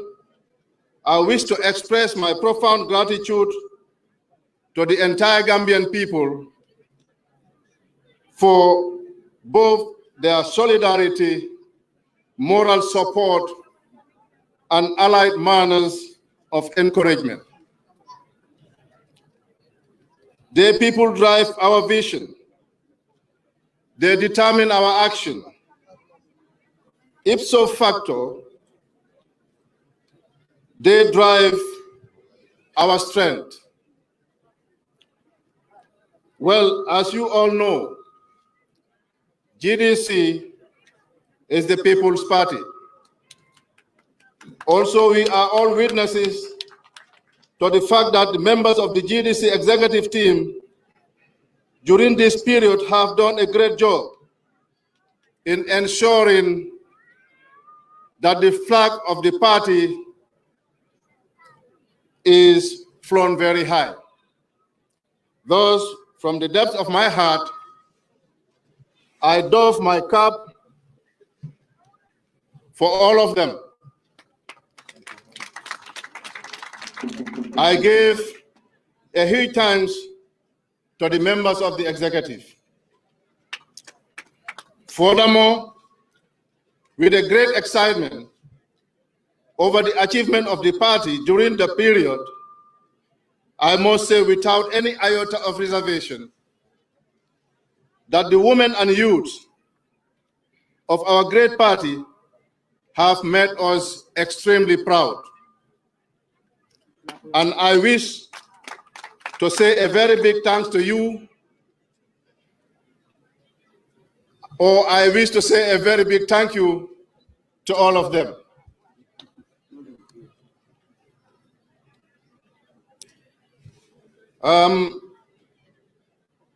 Let me also thank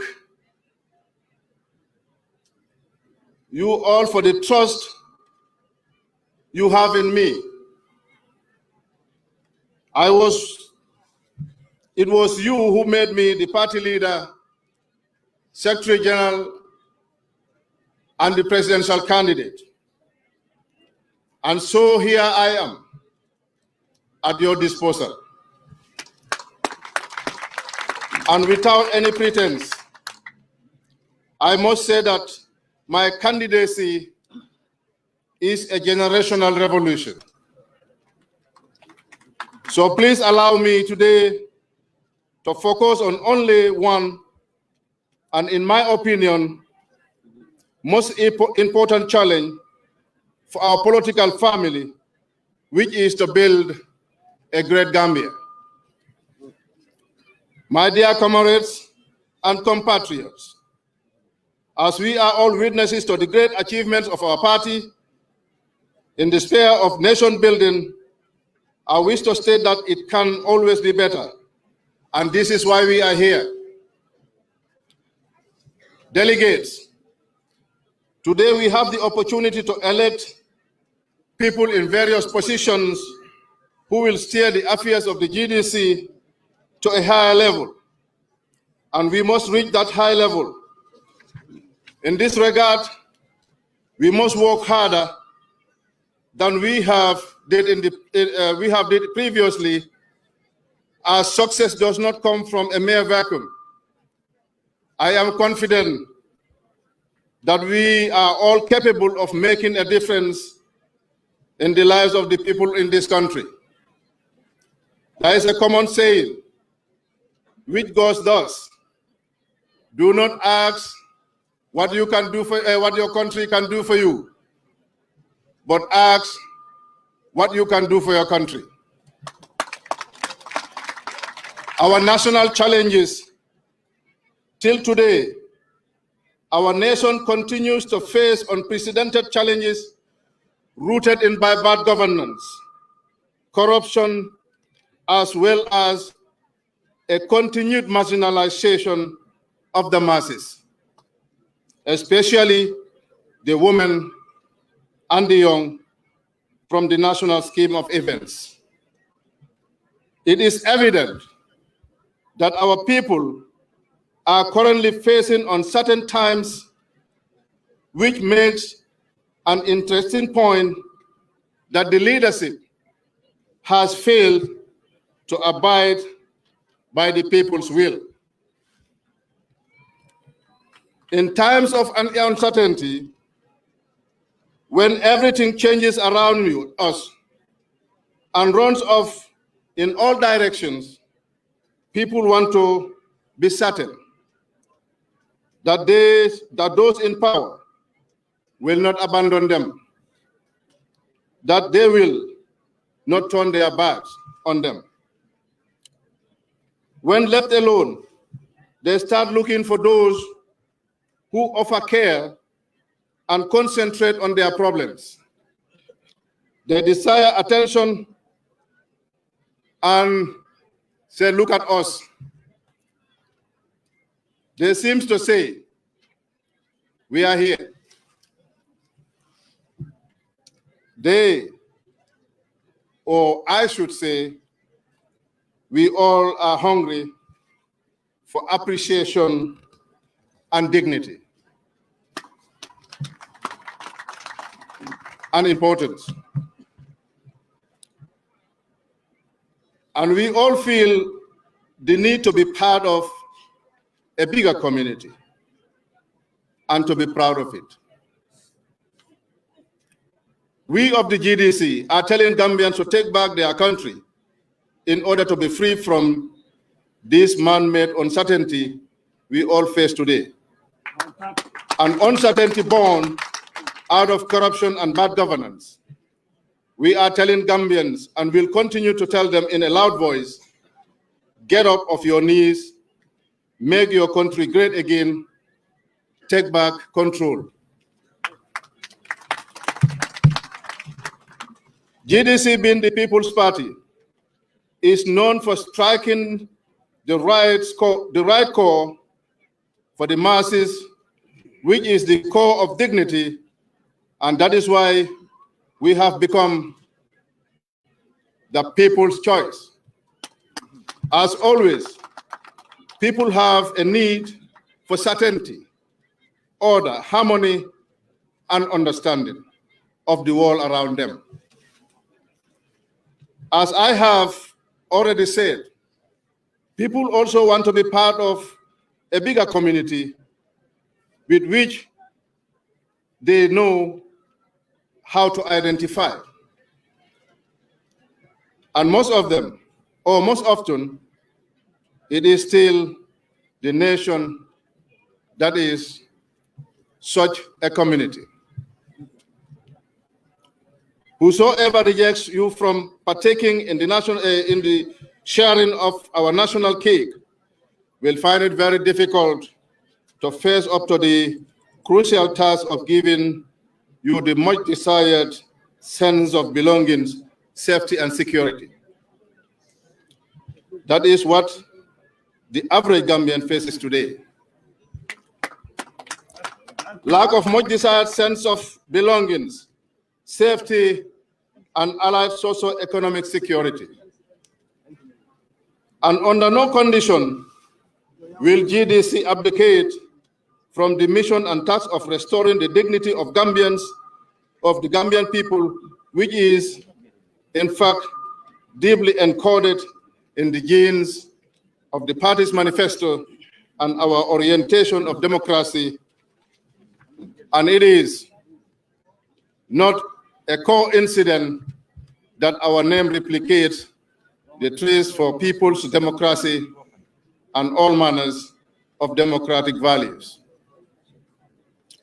which build a synthesis of freedom, equality, prosperity, and sincerely speaking.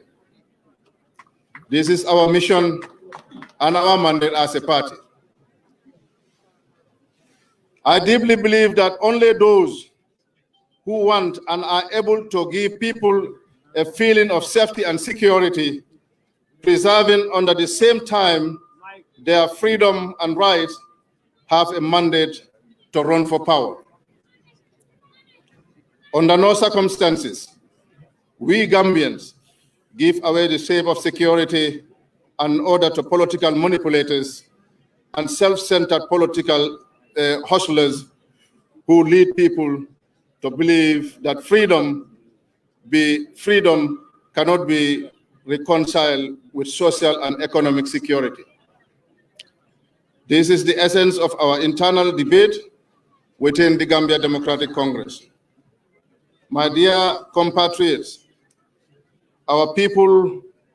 are in great despair and are eagerly longing for a break with the painful scenario. I do not have to remind anyone or anybody of the great role the GDC has been playing in crusading against this sad phenomenon. And we will continue to fight until we bring it to a halt.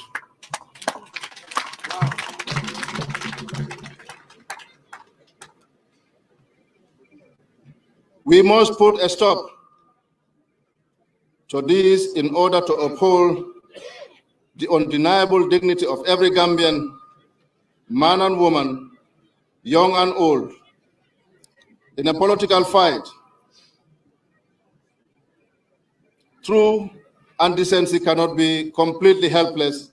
against false news, manipulation, and hate, which we have seen all around today.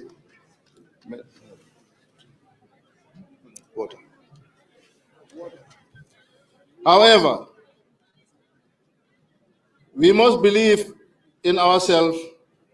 and the power of our vision. Do not be afraid to say in public what you really feel, especially where you feel your rights or where it affects your rights as a citizen of this country. This is the only way we can fight against the prevalent evil currently tormenting every facet of our national system. Thus, as the December elections approaches, let us stand together on this most important political battlefield. I am ready to fight, and I hope you are too, so that we can herald the dawn of a new era for our nation by regaining that which belongs to all of us.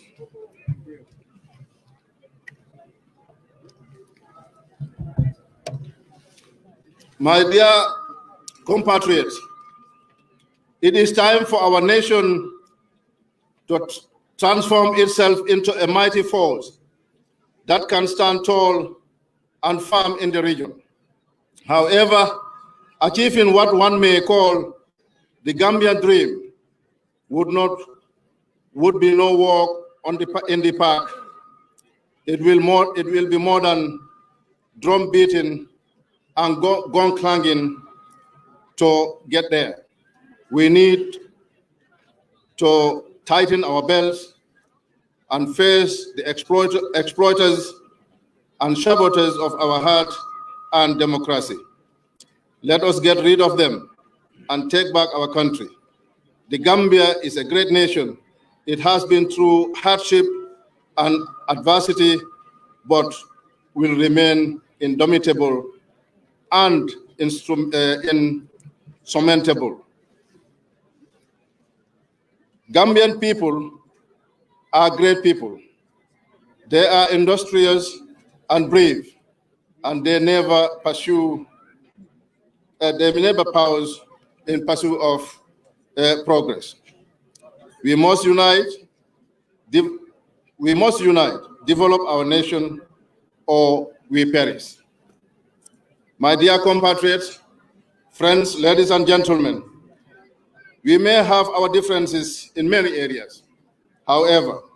our success as a people will depend on the extent to which we are able to dialogue, discuss issues, and find a common ground in solving our national problems. No one single person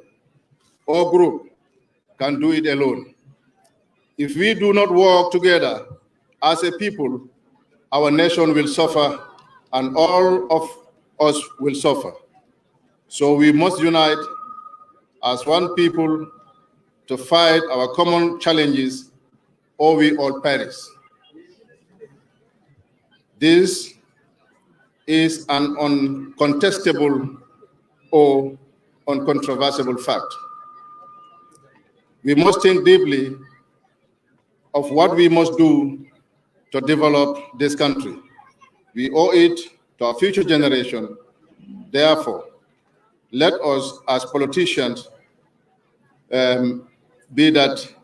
serve the people and not the other way around. Ladies and gentlemen, friends, compatriots, GDC is a great party, and we must remain as firm as a rock in our mission to salvage our people, and as a party, we must therefore rid ourselves from any virus that erodes the party's health. I hope you will enjoy the Congress while our Master of Ceremony will go through all the protocols and the order of activities. I want to add that the GDC is a party that every Gambian, whether you support the GDC or whether you are a sympathizer of the GDC, every Gambian anywhere in the world can be proud of.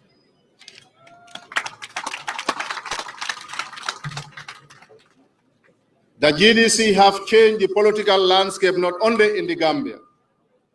but in the entire region. The GDC is here to work. The GDC is here to change the political landscape of the Gambia, to make sure that, as our motto goes, one Gambia, one people, that we are one. Despite our political differences, we all should be proud of what the GDC is doing in this country. whether someone like it or not. We are making a difference.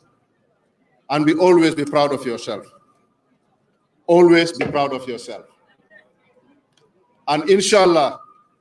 we will continue the hard work that we are doing until the last minute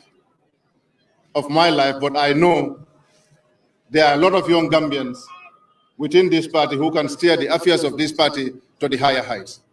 And I'm always proud of them, especially the young ones. On that note, my apology to every Gambian, especially those that have come to attend this party congress.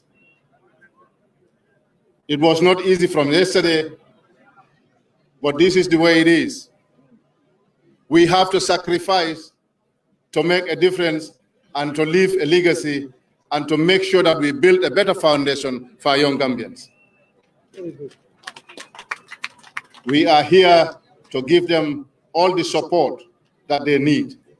And our doors are open for every Gambian. The GDC is your GDC. But before closing, I want to say this, and this is going to be in a local language. Mboka yi ngeen jéggal ma xëj na dama pare tooñ waaye tooñi jàmm la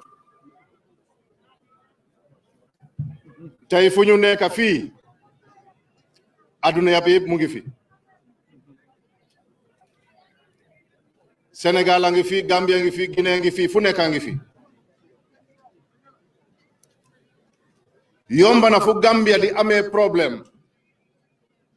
Sénégal yi ñëw di ñu rescue bari na fu Gambia di am problème Sénégal ñëw bokkasi jàppale ñu tey maa ngi yónnee message ci suñ mbokki Sénégal comme que suñ amee jafe-jafe dañuy ñëw kon ñun ñoo bokk ndey ñoo bokk baay kon bu yëngatu amee Sénégal mënuñoo dem waaye mun nañ sànni suñ kàddu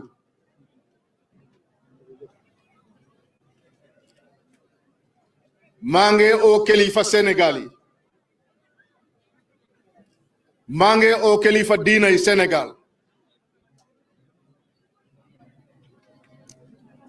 ci diina yëpp nag mboolem koo xam ne ni kilifa Sénégal nga ñu ngi lay oo na ngeen génn a wax ci problème yi dem Sénégal waxtu bi ñu ngi ñaan yàlla jàmm sax Sénégal ndax loolu lañ bëgg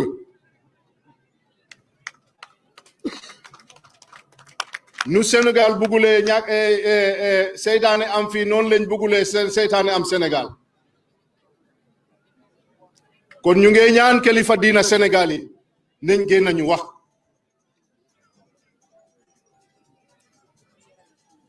lu nekk lu tuuti lay commencé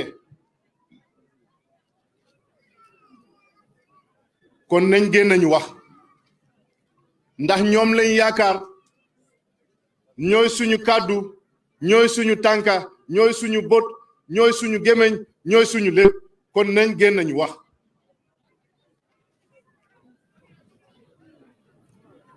message bi dama ne woon dinaa ko wax su ma ñëwee fii tey si parti congrès lañ nekka waaye gom naa ne rek message bi dina egga ci kilifa Sénégal ci kilifa dina bu nekk nag ñu ngi leen naa oo na ngeen génn ngeen wax buñ toog ba lu tuuti di yàq suñu réew ndax foofu bu yàqoo fii mooy yàqu ndax fii bu yàqoo foofu mooy yàqu kon ñu ngi ko ñaan suñu kilifa Sénégal di jéggalu nag suñu mbokki Sénégal yu nekk fii waaye nag ñun ñoo bokk ñaari dëkk yi moo tax ma wàcc with that note, I want to thank you all for coming, and my apology to the Independent Electoral Commission.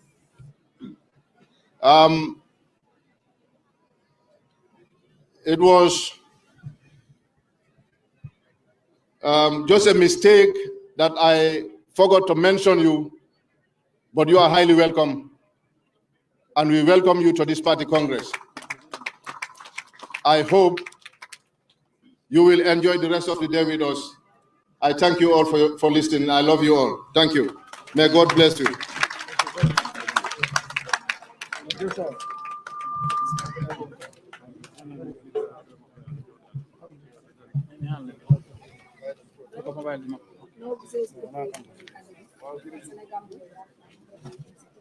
Thank you very much,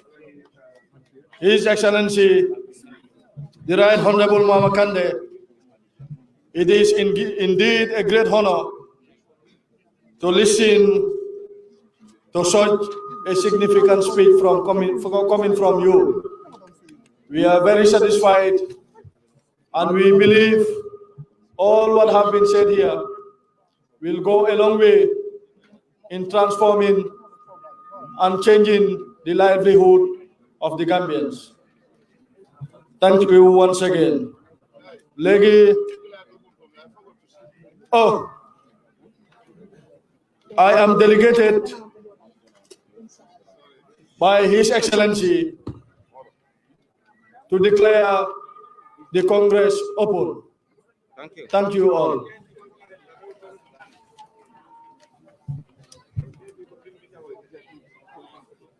Assalamu alaikum di del ci war rek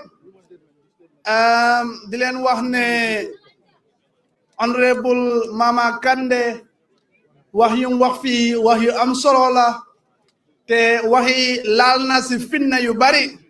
laal na si banqaas yu bari, laal na si place yu bari. Kon waxtaan bu mu doon waxtaanee fii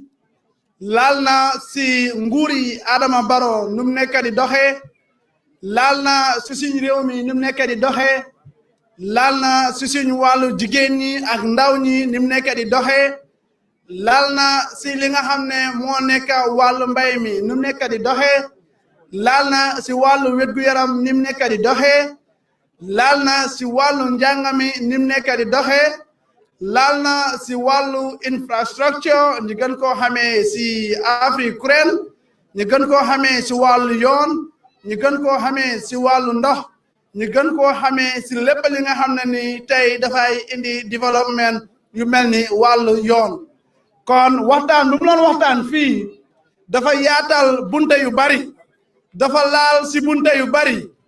su ko defee ñu xam ne lii dafa doon si dóori li nga xam ne nii bokkoon na si lim bëggoon waxtaan ak askan bi, surtout li nga xam ne moo nekk nguuri Adama Barrow. Nguuri Adama Barrow tey laal na si wàllu corruption bi moom honorable Kande. Wàllu corruption tey dama gëm ne doon na li nga xam ne nii mooy jël li nga xam ne askan bi ñoo ko moom nga jël ko moomale ko sa boppa. Tey dem na ba si wàllu moto yi nga xam ne tey foo jaar tase ak moto NPP tey loolu fan leen ko jëlee loolu askan bi war neen koy xam. Tey ñu ngi gis li nga xam ne tey mooy wàllu drogue bi nga xam ne moo nekk si biir Gambia war a jur xaalis bu bari si biir réew mi fii, loolu noonu naka leen ko dugalante ba mu egsi si biir Gambia. Tey gis ne li nga xam ne nii nguur gi ñu ngi koy jël di ko jox ay nit, tey muy si wàllu xaalis muy si wàllu machine ñu ngi koy jël di ko jox ay nit, askan bi xamuñ loolu naka leen ko amee. Kon lii moo nekk di yaatal wàllu corruption bi. Kon loolu am naa yaakaar ne xaalis boobu suñ ko jëloon ñu jaarale ko fuñ ko war a jaarale pour askan bi jëriñoo ko, am naa yaakaar ne jafe-jafe ndox yu ñuy jànkuwante dana fi doon jeex si biir Gambia, jafe-jafe wér-gu-yaram bu ñuy jànkuwante dana doon jeex si biir Gambia, jafe-jafe yoon yu nekk di jànkuwante dana doon jeex si biir Gambia, jafe-jafe njàng mi nga xam ne leen nekk di jànkuwante dana doon jeex si biir Gambia, ak yeneen jafe-jafe yu nga xam ne ñoo nekk si wàllu mbay mi dana doon jeex si biir Gambia. Kon lii moo nekk li nga xam ne moom la doon leeral si biir waxtaanam. Kon askan bi ñu xamee ko noonu, time amut te nit yi ñu ngi war a ñibbi ba place yu bari kon dañuy continuer si li nga xam ne mooy waxkat yi nga xam ne war nañuy wax waaye balaa ñoo dellu si waxkat yooyu dafa am ñi nga xam ne ñooñu den nekkoon si parti Adama Barrow ñooñu den loon yëngu si parti NPP ñooñu den gunge NPP waaye ñu xam ne NPP duñ mun a àggal ñoom fuñ bëgg a àggal ñoom Gambia rek leen gis te parti boobu nekkul ne doomi Gambien si wala problème Gambien si leen bëgg a faj kon ñooñu dele naa oo fii képp ki nga xam ne yaa ngi ak sa groupe nga xam ne NPP ngeen jógee dama bëgg ngeen ñëw fii si kanam askan bi ñu gis leen ñu xam ne yéen ñii yéen a jógee NPP ngeen leeral seen bopp ne yéen a jógee NPP duga si ngeen si parti bu nga xam ne moo nekk parti GDC kon ñooñu ñu nga naa oo ngeen ñëw si kanam mooy ñu nga xam ne taxaw ne si gannaaw dama bëgg ñu tàccu gan yu eesu war a ñëw si parti bi waaye tàccu leen ma gaay yi tàccu leen ma gaay yi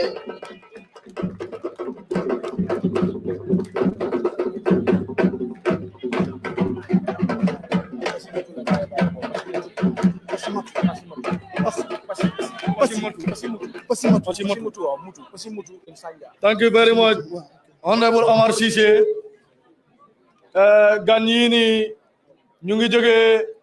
fi nga xam ne mooy Pasi Mutu la gaay jógee NPP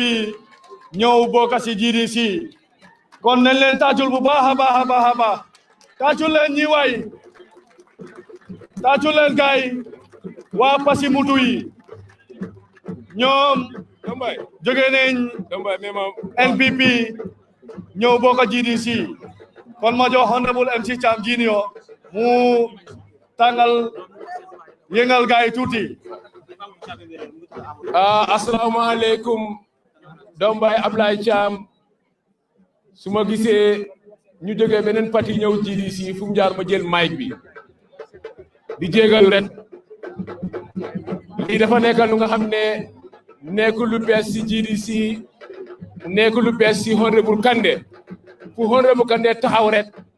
dina am yeneen doom yeneen parti ñëw bokk GDC dama ko dee wax suma ay waxtaan ne GDC parti Gambia la ne Honorable Kandeh Gambian si ko buga ñu support GDC nekk si kër yi ñoo ëppa ñuy génn si mbedda yi loolu tey feeñ na fi tey ngeen xool mbooloo bu ñëw tey fii ñëw taxaw tey ne bokk neen GDC jógee si parti NPP soo ne NRP mooy NPP lu tax ma wax loolu mooy musuta am si kaw suuf political party bu nga xam ne dafa taxaw di oo yeneen parti soppata sa ñëw leen si beneen parti loolu rek mu ngi am NRP muy Amat Bah kon Amat Bah lu mu doon ootee nekku si moom kon ñii yëpp waa NPP leen muy over 200 nit ay mag ay ndaw tey programme bi du programme yi cross capet bot programme yi politique la muy congrès si parti bii mooy first time mu am tey si political congress mu am ay nit jógee ci beneen parti ñoo bokk GDC lii musula am kon tey lii gàcce ngalama His Excellency Honorable Mama Kandeh ñu ngi laa gërëm di la wan ne soobee yàlla mbooloo bi ñoo laa gunje State House tey ñëpp taxaw nen ñii ñëpp ay kilifa leen ñu am ay carte leen pere pour gis na génne arobal si réew mi ñu la ñu gërëm di leen sant jërë ngeen jëf. Thank you very much. Fu mu nekk nii suñ parti leader dina jóg saafuwante ak ñoom comme Honorable MC Cham lu ko waxee lii congrès la waaye congrès political party baa ko moom li nga xam ne GDC doomi réew baa ko sofoo suñ ñëwee bugg a wane seen boppa dinañ leen ko may loolu noonu yaxut congrès bi dara GDC parti nit ñi la parti askan bi la kon suñ congrès du mun a nekk congrès yi neen rek foog mu ala dawme te loolu la ñu gis nii 225 people ñoo jógee NPP ñoo bokk GDC si njiitali Musa Mara mooy seen njiit ñu ngi leen di santa di leen gërëm di leen wax ne su soobee yàlla GDC Best State House 2021 112 jigéen ñoom ñëpp Musa Mara lañ àndal all together 225 waaw Tamsir Gueye wax na ma ne dëkk bi nga xam ne mooy Pasimutu GDC 2 votes la fa amoon 2 votes GDC 2 votes lañ fa amoon liggéey ba waa nee naa parti digga bi mooy GDC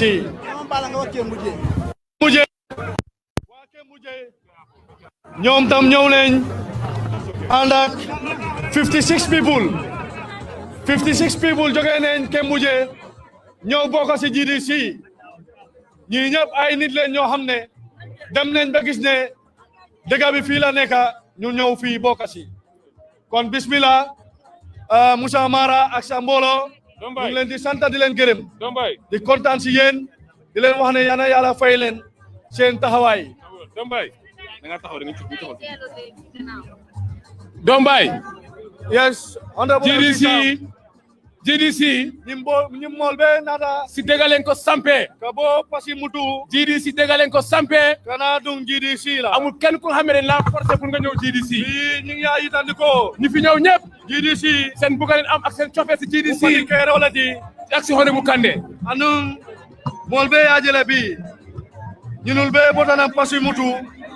ina dum GDC ka bo NPP party waaw fo am na fo jóge NPP Dombay am na foo ndawi NPP tam jóge wasu tam ñëw nañ si jotaay bi tam pour bokk GDC si kaddu moo doon wax mooy parti bi si déggaleen ko sampe GDC déggaleen ko sampe réew mi ñoo bëgg Honorable Kandeh Gambia ñoo bëgg Honorable Kandeh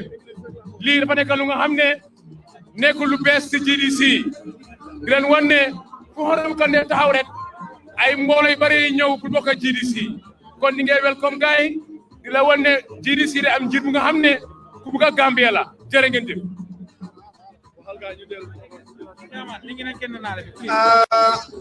waaw xam naa ne kontaante am na waaye dañuy ñaan rek ñoom ñu delluwaat seen place dañuy ñaan ñoom ñu delluwaat seen place ndaxte am na ñu nekk ba ci gannaaw ndaxte ñooñu nekkuñ di gis lan moo nekk di xew fii dama bëgg ñu ñoom ñu dellu ci gannaaw protocole yi ak security yi maybe you can kindly help us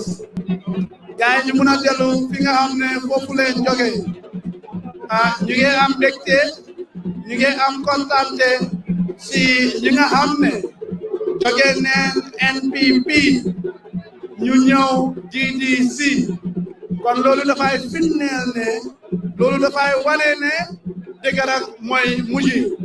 dama bëgg ngeen dellu seen place ñu mun a continuer programme bi sécurité yi dimbale leen ñu ak protocole si mais bi mun ngeen ñaa dimbale youth si ngeen dimbale ñu gars ñu dellu seen place ñu continuer programme bi suñ jógee foofu si programme bi kon réeréewuñ mbir ne GDC bëri na li nga xam ne tey ñu ngi ko def si biir Gambia fii tey soo demee si wàllu agriculture GDC seen loxo mu ngi fa soo demee si wàllu wérgu yaram GDC seen loxo mi ngi fa soo demee si wàllu education GDC seen loxo mi ngi fa soo demee si wàllu yoon yi GDC seen loxo mi ngi fa soo demee si wàllu ndox yi GDC seen loxo mi ngi fa soo demee si wàllu garden si GDC seen loxo mi ngi fa soo demee si wàllu jigéen ñi GDC seen loxo mi ngi fa soo demee si wàllu ndaw ñi GDC seen loxo mi ngi fa kon lii moo nekk li nga xam ne GDC daf si dee yëngu ak yeneen mbir yu nga xam ne ñu ngi si dee dugal suñu loxo kon li ñuy def mooy dañuy oo honorable Ablaye Cham moom dina leeral li nga xam ne la njiit yi di def si diggante ñaari at yi projets yu nga xam ne GDC def na ko dëkk yuñ ko def place yuñ ko def ban waxtu leen ko def ak ban région la nekk pour ñu wan Gambian si ne ñu nekku ne da leen a wax ne ñu ngi def projets te mënuñ leen koo wan dëkk yu ñooy ñëw lim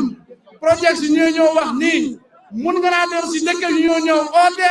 ngeen confirm loolu surtout journaliste yi ngeen xool ndax loolu am na wala amul kon honorable Ablaye Cham kon mun ngaa ñëw nga leeralal ñu projects yu nga xam ne GDC establish neen ko and they are running in this country pour askan bi Gambian si diaspora bi ñëpp ñu xam ko.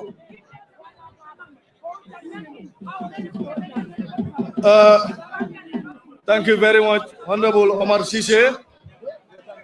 Good evening, ladies and gentlemen, my former colleagues in the Executive Committee, the Independent Electoral Commission, the press, securities, women groups, Council of Elders, youth groups, Honorable Antitina Fall, the former Deputy Party Chairperson, and Honorable Mama Kande, the former party leader of the Gambia Democratic Congress. It is indeed a great honor to stand before you today to give an account of the GDC interventions nationwide. The Gambia Democratic Congress, under the able leadership of Honorable Mama Kande, has seriously championed the development of this country at all angles. The party and its leadership are with the profound belief that the country needs the intervention of individuals and institutions. Despite being an opposition party, the GDC has never relented in supporting the needy Gambians, and below are the projects fully sponsored by the Gambia Democratic Congress under the leadership of Honorable Mama Kande per region. We start with Banjul projects. The GDC has spent more than $300,000 to clean the waste system of the Banjul gutters. In Banjul, the GDC has donated cement to all the mosques, including the main mosque, King Fahad Mosque. The GDC has also donated more than 100 oxygen bottles to the Gambia's main hospital, the Edward Francis Small Teaching Hospital. The GDC also supported the Edward Francis Small Teaching Hospital with medicine amounting to $100,000. I now come to the KMT projects. The GDC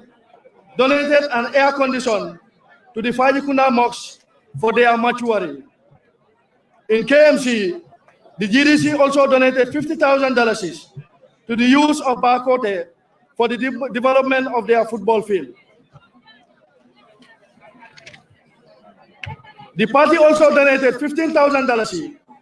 to a fire victim in Talidin Kunjang.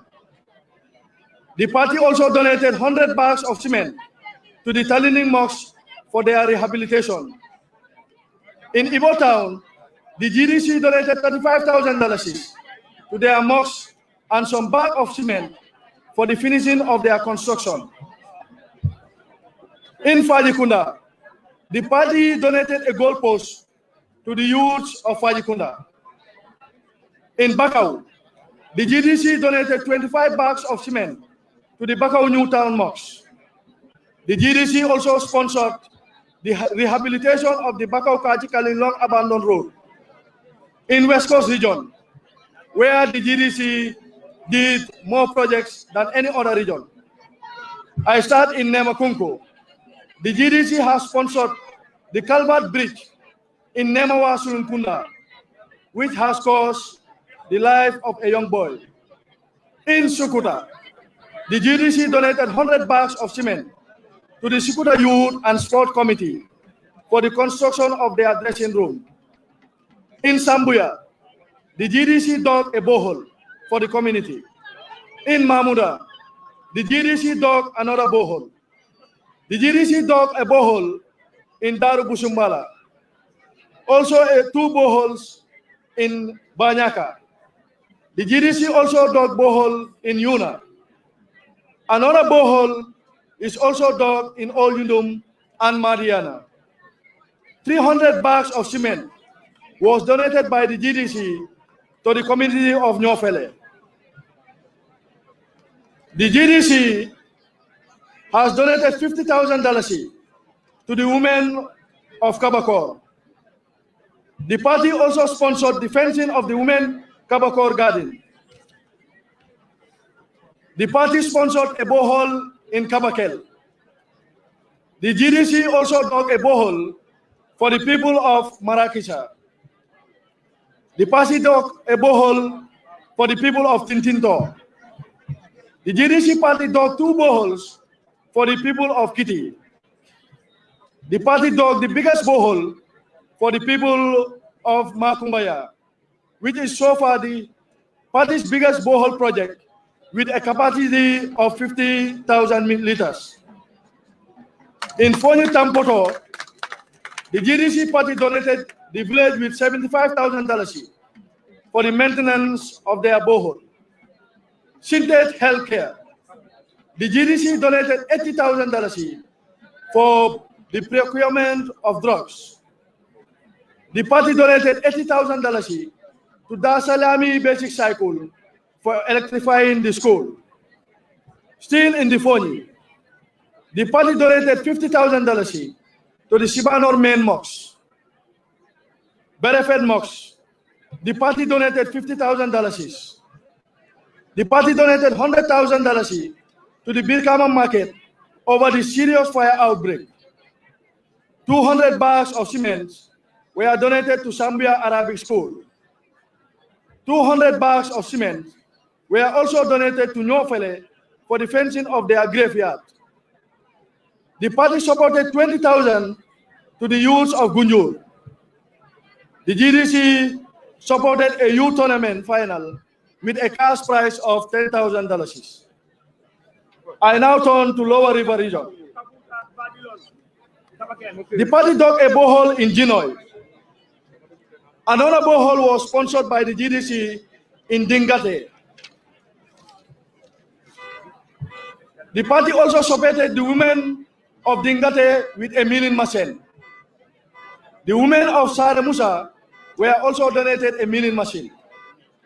Queenella Healthcare were supported by the party with $100,000. Pakaliba Healthcare, the party sponsored a nurse quotas and donated $50,000 for procurement of drugs.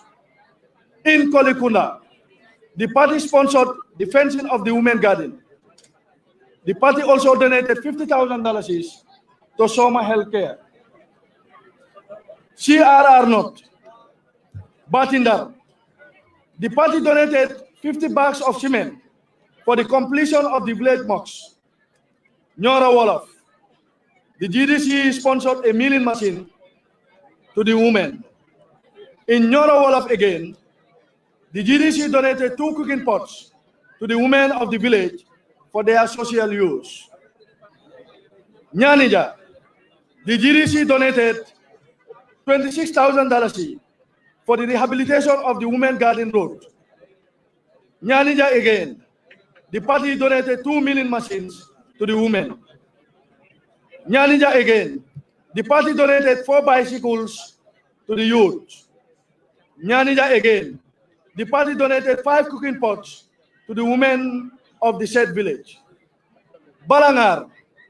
the GDC donated a bag of rice after 8 bags of rice after a serious fire outbreak. Jimbala in Lower Salum,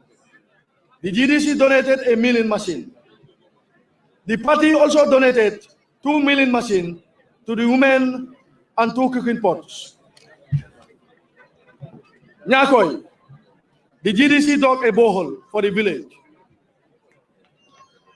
Nyani Karantaba, the GDC donated $50,000 to the village after a serious fire outbreak. Kuntawur, the party donated 220 bags of rice due to a serious windstorm and $30,000 to the school. Nyani, Jingore, the GDC donated 30 bags of rice during their flood. Jamal Tamsir, the GDC dug a borehole. Jaimala Gainado, the GDC donated 10 bags of rice. Jamili, the GDC sponsored the fencing of the women's garden. Njoben Fula, the GDC donated 10,000 for their flood that has resulted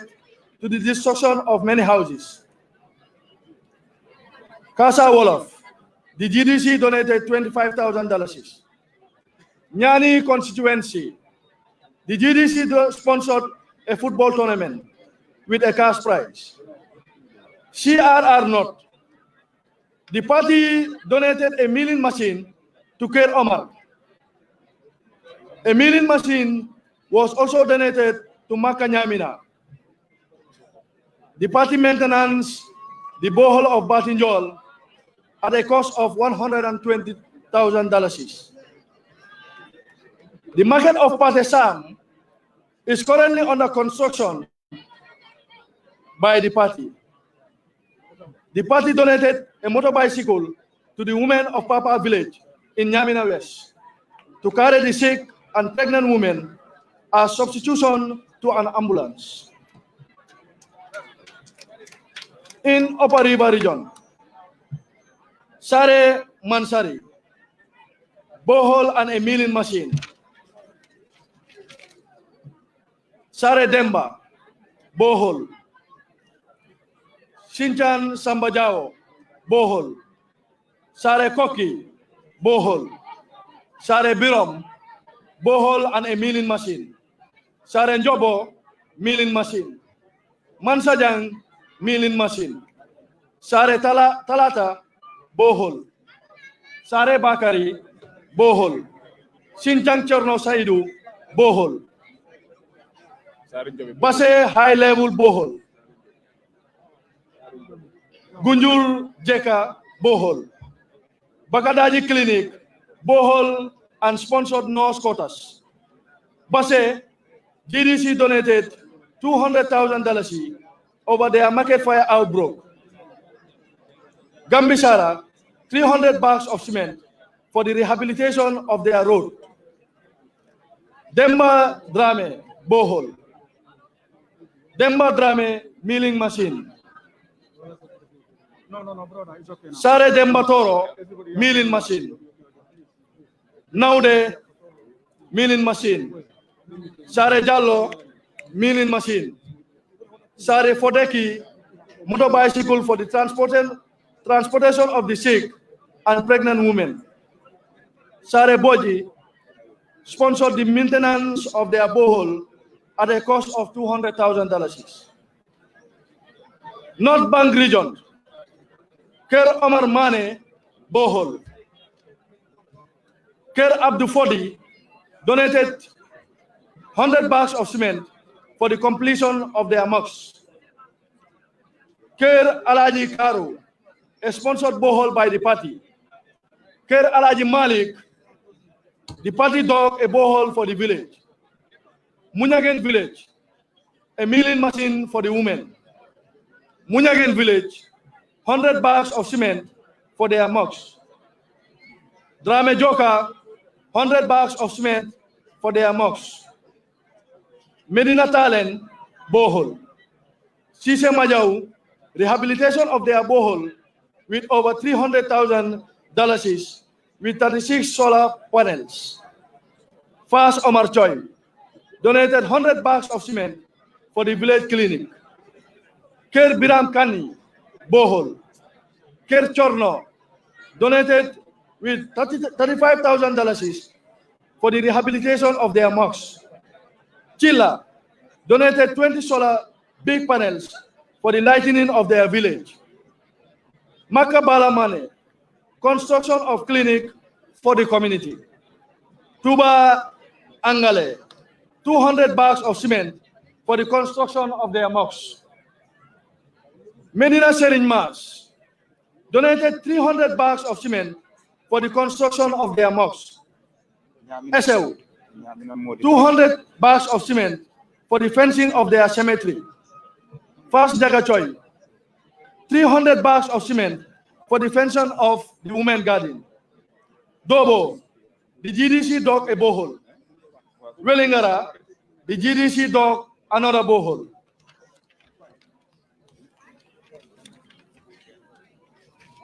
These are some of the interventions that the party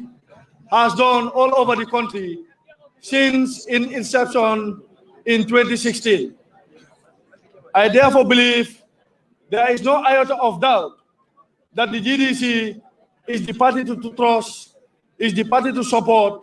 is the party to give government come 2021 elections. I therefore thank you all for your kind attention. Lu ma doon wax rek mooy project yi nii mooy yu GDC def throughout si Gambia moom laa doon riit si angale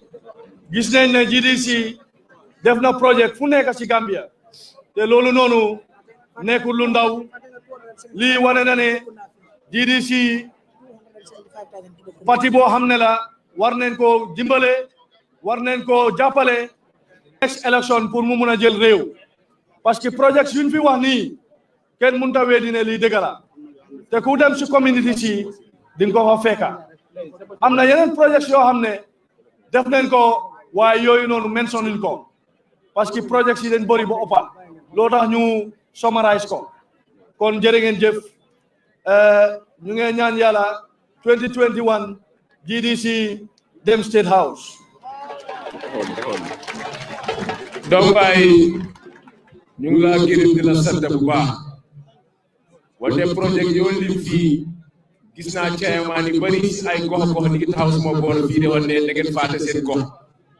ku mel ni ngir Sanjaan di Bokunda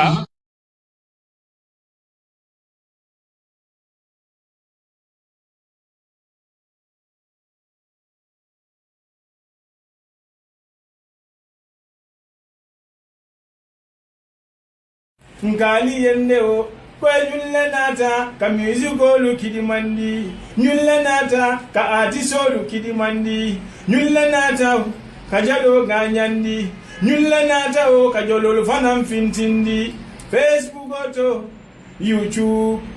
Facebook oto ko YouTube Gambia Talent Muna promotion lem Gambia Talent Muna promotion kunkum si marché bi GDC ñoo ko concrete ñoo ko liggéey soo demee Jumara seen health center bi tam GDC ñoo ko liggéey spend for over $700,000 Jada Madina $80,000 kon chairman yaa ngi ñëw fii di ma wóor di wane seen prix seen koy projet gi nekk fa central badibu ñamina dankunko modi kaya ñetti paquet senge jakka bu ngeen jégalu parce que jamono bi nga xam ne dem neen raw pour wane ko projet yi nii dafa gàtta loo tax am na projet yoo xam ne déggu leen ko waaye su soobee yàlla GDC mboolem fi nga xam ne def na fa dara dinañ fa dem vidéo raise ko ana media bi aduna bi yëpp gis ko su boobaa mboolem ki nga xam ne da nga wax ne GDC deful projet su boobaa bés boobu dina rus lii wane na ne GDC lu mu jot a def ci diiri ñeenti at government président Adama Barrow bi nga xam ne ñoo leen jox naamo jox leen suñ xaalis jox leen suñ kaddu jox leen suñ privilèges yëpp jotuñ koo def kon nañ wax ngaace ngaalama His Excellency Honorable Mama Kandeh ak Central Executive Committee am bugga naa yéen ñëpp ngeen tàccul leen mboolem chairman boo xam ne sa projet tudduñ ko Gambia College wax nañ ko $100,000 yi mention nañ ko mboolem ki nga xam ne sa project mention nañ ko fii ñu ngi laa ñaan nga jël number honorable Ibrahima Niang former assistant secretary su boobaa dinañ bina sa project te dinañ ko wax pour àdduna bi yëpp dégg ko jërë ngeen jëf number bi mooy 2121552 I repeat 2121552 mboolem ki nga xam ne yaa ngi fii te sa project oyuñ ko jëlal number bi nga call ko nga wax ko project yi nga xam ne GDC def na ko parce que project yi dañ bëri ba nga xam ne mënuñ tam mention yëpp lii mooy wane ne GDC amul tànki gannaaw tànki kanam rek jërë ngeen jëf jërëjëf honorable Abdoulaye Thiam kàddu bi rafet na te ni nga ko waxee noonu la kon time amut dañuy continuer si beneen waxkat bi ki nga xam ne moo fi nekkal diaspora bi moom itam dafa jógee ba bitim réew mu ñëw teewee li nga xam ne mooy bisi tey bii diaspora bi ñoo ko yónni am na ñu fi àndal waaye moom dina wax si turi ñi nga xam ne ñoo nekkal parti bi si bitim réew kooku ñu gën koo xamee si honorable Doudou Ndaw kon ñi nga lay oo moom dina wax si turi ñi nga xam ne ñoo nekkal si diaspora bi nekkal fa parti bi di xeexal parti bi di dimbale di ut di jox parti bi fii si Gambia kon honorable Doudou Ndaw ñi ngi lay welcome si plateforme bi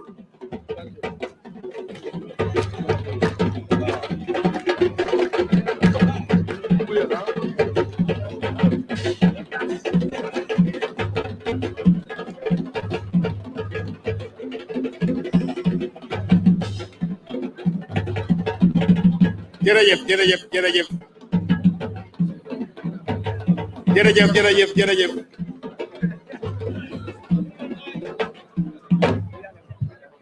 أعوذ بالله من الشيطان الرجيم بسم الله الرحمن الرحيم اللهم صل على سيدنا محمد الفاتح لما أغلق والخاتم لما سبق ناصر الحق بالحق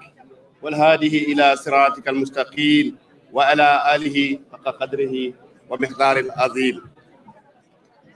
ربي رحلي زتري ويسري أمري واحلل عقدة من لساني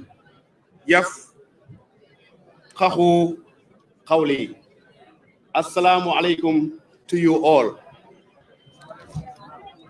Special greetings to the former Honorable Party Leader, Honorable Mama Kande, and former Deputy Party Leader, Honorable Tina Fall. All members of the executive and the organizing committees, central executives, and the host organizing committees in Farafenni. I am not forgetting the delegation of the UDP and the delegation of the APRC that were here earlier today to grace this occasion. I am also extending the greetings to my comrades in the diaspora under the leadership of the Diaspora Executive Chairman, Alpha Gassama in France, with the presence of Alhaji Salih Sow, our traditional elder in the diaspora, and my colleagues, Samba P. Jallo and Modou Njai of Canada, both from the United States, in here today with me. I am also extending my greetings to all the chapters, executives across the world, particularly the Secretary Generals of the chapters across the diaspora. Greetings to the women, Yai Compins, youths and the disabled, and everyone who took time to grace this occasion. I, Doudou Ali Badarandao, honored to be and privileged to be here today to represent the diaspora in my capacity as a diaspora PRO, Public Relations Officer. I joined the GDC since 2016 and working on behalf of the GDC since 2016 with lots of development across the diaspora with your help and your hard work in the Gambia. I am delighted to be here today in this 2021 Congress, which is a fulfillment of a legal requirement in the national politics through Section 60 of the Gambia Constitution that prescribed for countries to have political parties to contest for elections. And in these operations of political parties, they would have to have Congress biannually to ensure the Independent Electoral Commission are able to know who is who within any political party in the country. According to this Section 60, it has clearly stated that no party should be formed on ethnical grounds, no party should be formed on religious grounds, and no party should be formed to divide the people of the Gambia. So we are all in politics together, as mentioned by the Honorable former party leader, to unite this country and move forward as Gambians. Political parties in modern democracies are not only machinery in contesting of election, but represent the people in parliament and take grievances to the courts rather than the streets. Encourage citizens to regard democratic politics as morally and procedurally legitimate. By representing constituents in the corridors of power,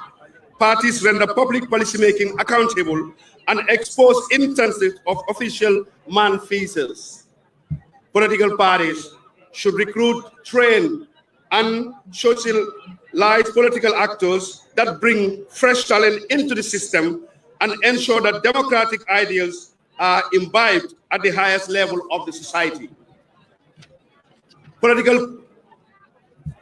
parties, by creating, nurturing, and reproducing societal coalitions with the capacity to secure an electoral majority, they bring together groups with conflicting interests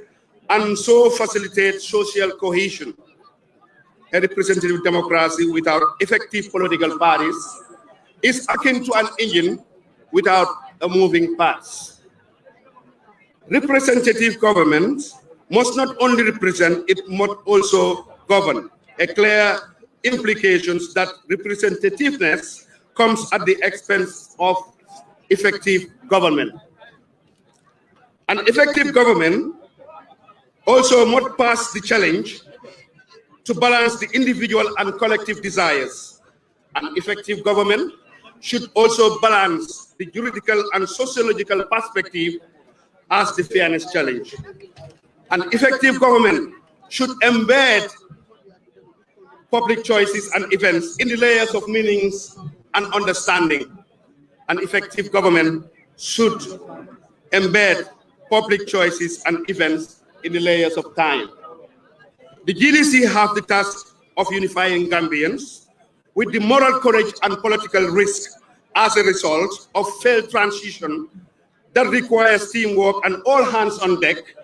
from public and civil servants, civil societies and politicians, and of course the media.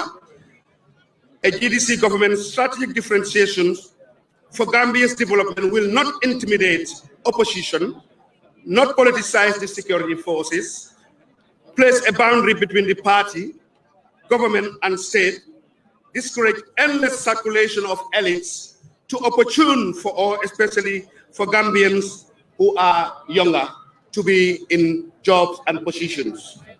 The GDC will not be a weak link in the chain of elements that together make a democratic state as per principles of good governance, that is transparency, accountability, rule of law, and of course, citizens' participation. With active civil society and above all, to make the diaspora region a reality and be represented and be part of the governance system. The GDC One Gambia, One People policy is open to all stakeholders in development, political parties, civil societies, organizations, local institutions such as the mosques and the churches, women empowerment organizations, youth development groups, international development partners, disadvantaged groups and media. Developed nations see a low level of participation of about 40% turnout in elections as a cause for concern. However, Africa, particularly Gambia, have great participants who do not need to be discouraged due to political failures. A mistake should not be a dead end, but a learning curve. A former Greek philosopher, Aristotle, stated that we are what we repeatedly do. Excellence is not an act, but a habit. In simple terms, we can't afford to make the same mistake as we did in 2016. We must re-elect or elect Honorable Mama Kande if he becomes the party leader of the GDC for 2021 elections. One of the penalties for refusing to come out and vote for the GDC for your betterment is to be governed by someone that you don't want to govern your affairs. Besides, the state exists for the sake of the people and not for the people for the sake of the state. Therefore, leadership is about getting the people to do great things, and politicians should be looked up to by the people, and GDC is just that. The current administration is a disappointment to the Gambians. Corruption is still rampant. Nepotism, openly practiced, and favoritism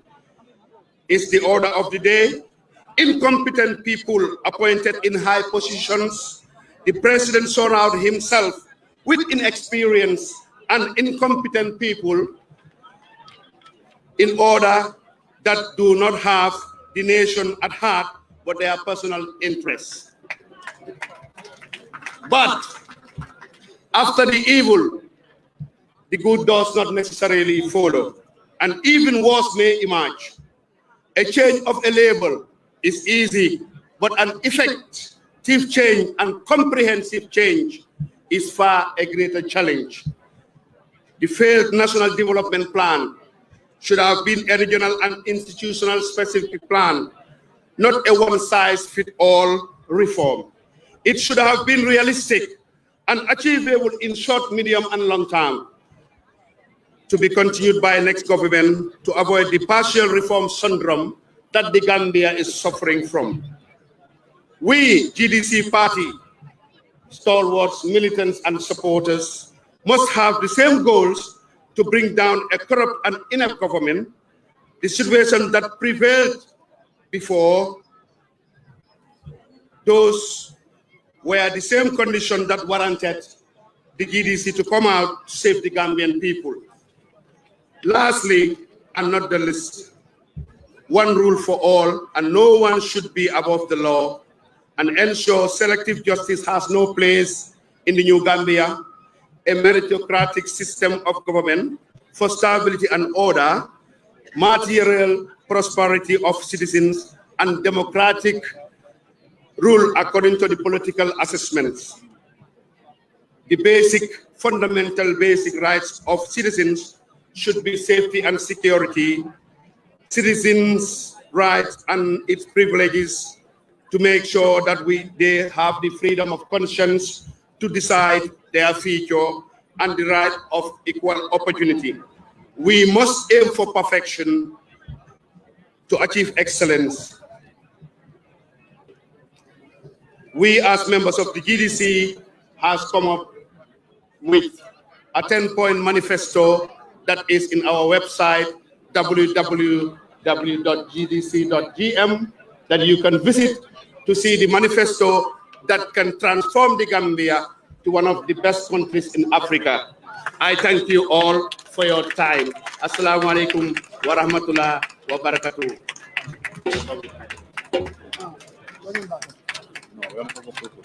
mbokk yi li ma doon wax rek si gàttal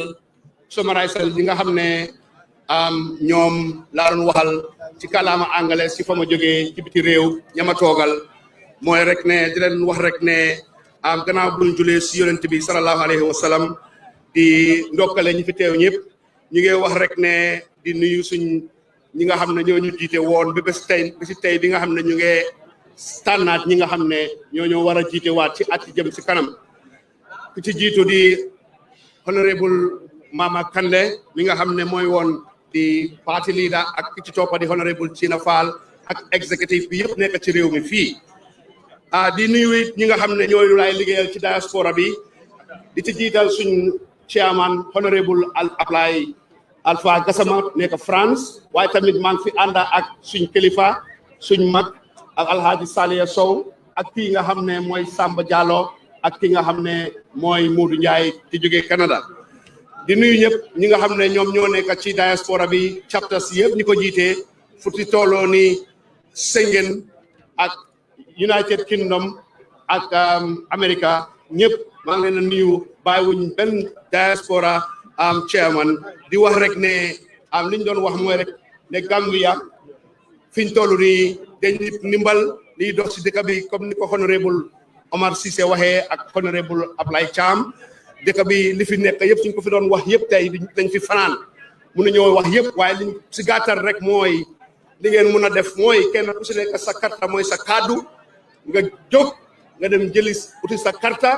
bés ba jot nga dem ci fi nga xam ne fa la ñoo sànnee karta nga sànneel GDC ñu génne leen ci coono bi nga xam ne moom ngeen nekk tey ndax Gambia foo laal rek am na problème foo laal rek am na coono te coono boobu lañ leen bugg a génnee ndax ñun ñi si diaspora bi sax sonn nañ lool te bugg nañoo ñib si suñu réew te li fi nekk du yomba ak ñun sax pour ñu dëkk fee yéen si nii kon gaañi ñu ngi leen a gërëm di leen ñaanal jël nañu yàlla mais ñu fekkee décembre ba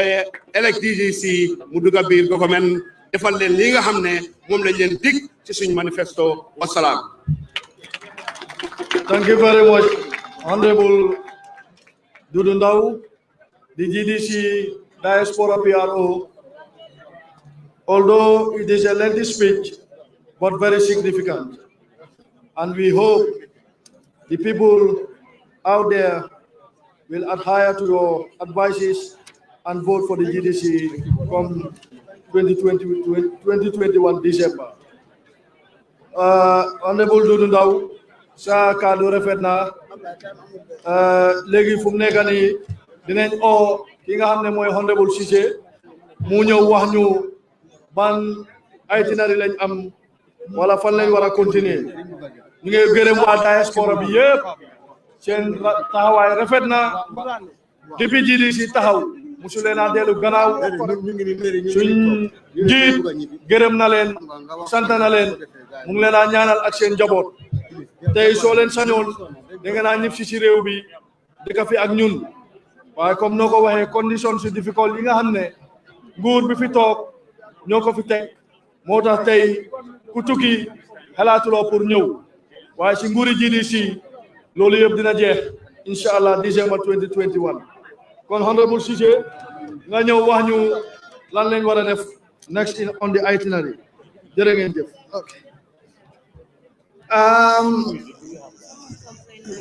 jërëjëf di am kontante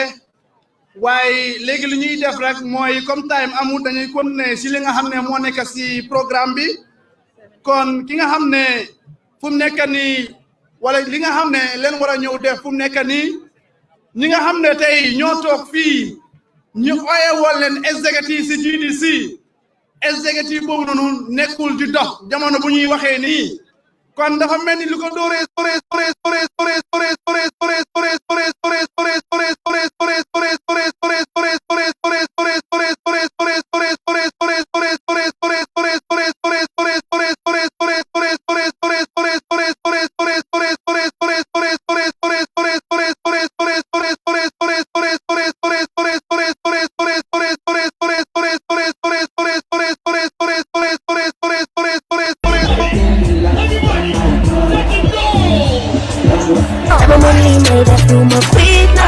You want to know about the Gambia entertainment industry.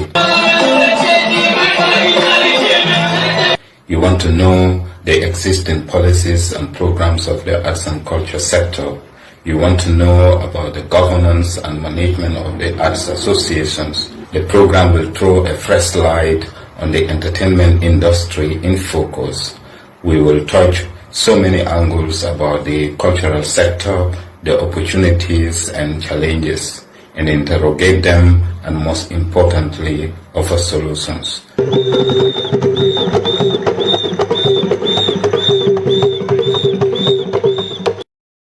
Party leader,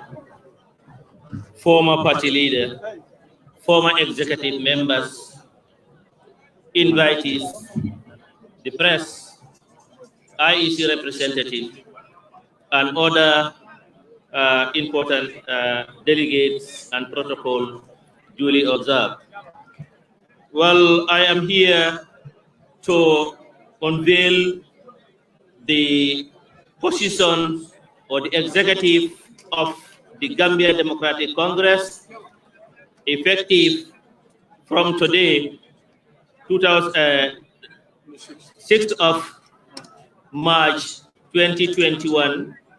for the following 2 years. First of all, we have our first deputy party leader in the name of Honorable Tina Fall. Honorable Tina Fall as the first deputy president and party leader. We have Honorable Amadou Ka as the second vice party leader. The deputy party leader, Honorable Amadou M.H. Ka, deputy party leader 2. From there,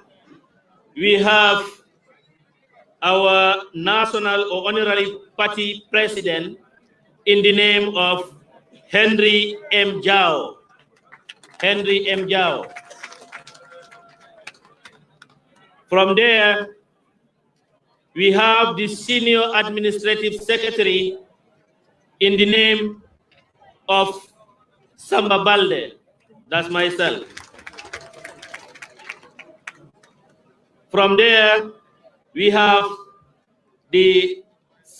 first admin secretary, deputy admin secretary, in the name of Honorable Ibrahim Anyang. We have a second administrative secretary in the name of Honorable Mamadou Modumbu of Banjul. We have our spokesperson known as the PRO in the name of Honorable Umar Sise. Honorable Umar Sise. We have deputy spokesperson Honorable Hamidou Jallo. Honorable Hamidou Jallo as the deputy spokesperson. We have our national youth president in the name of the famous MC Cham. That's Mamadou Cham, Mamadou I Cham. He's the national youth president. We have our deputy national youth president in the name of Honorable Papa Tunkara. Honorable Papa Tunkara. We have our deputy youth president number 2 in the name of Honorable Yero Jallo. We have our national youth mobilizer in the name of Dauda Kamara. Dauda Kamara. We have our national women president as the national women president as Elaine Johnson. Madam Ellen Johnson. Ellen Johnson. Ellen Johnson. The Deputy Women President as Ajande Njai. Ajande Njai, Deputy President, Women President 1. We have our National Women Mobilizer in the name of Ajaremi Njai. We have our Deputy Women Mobilizer number 1 as Ndumbe Sise.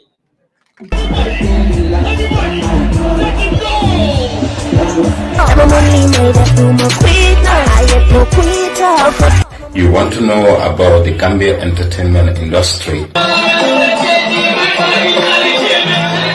You want to know the existing policies and programs of the arts and culture sector? You want to know about the governance and management of the arts associations? The program will throw a fresh light on the entertainment industry in focus. We will touch so many angles about the cultural sector, the opportunities and challenges, and interrogate. For physically challenged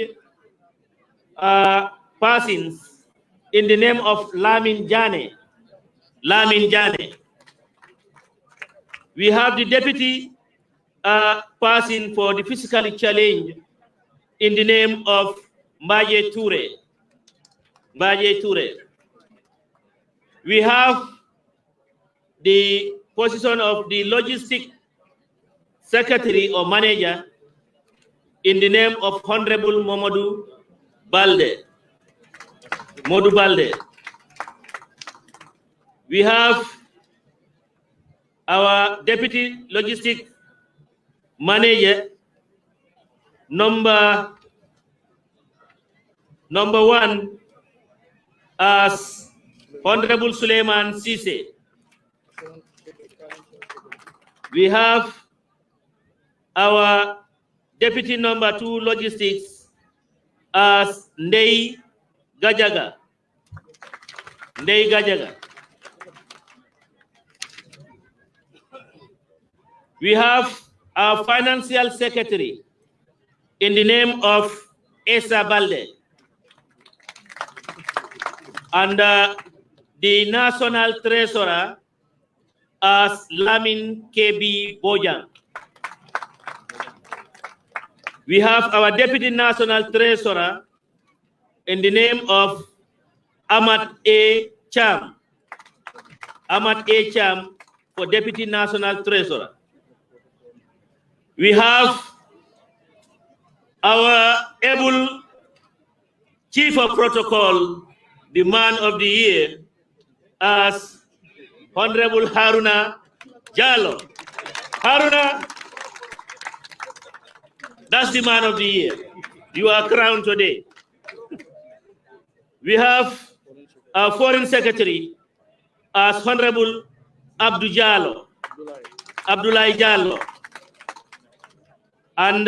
we have our deputy foreign secretary as Honorable Alaji H. So. We have the chair, the campaign manager in the name of Honorable Usman So. We have the press secretary as Mary Baji. Mary Baji as our press secretary. And Deputy Press Secretary 1, Momodu Musa Sow. Deputy Press Secretary 2, we have Hadiba. Hadibalde. It's Kadibalde is the same. Deputy Press Secretary number 3, Aisha Jo. Now you can see we have about 3 or 4 people in this area, which is a very important sector. Now we have our Director of Research as Ibrahima Dem. Ibrahima Dem is the Director of Research. The Deputy Director of Research is Dr. Esa Bah. Dr. Esa Bah. We have our organizer, the national organizing.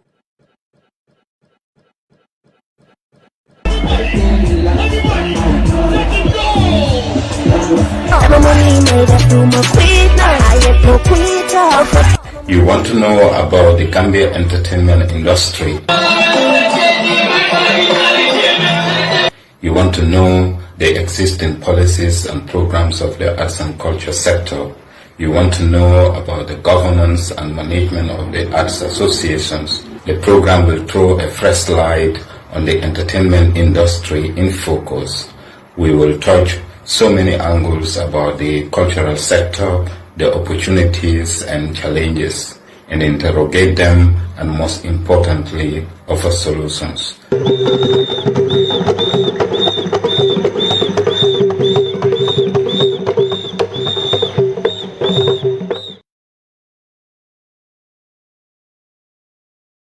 Hello. Deputy Fundraising Secretary number 1, Musudem.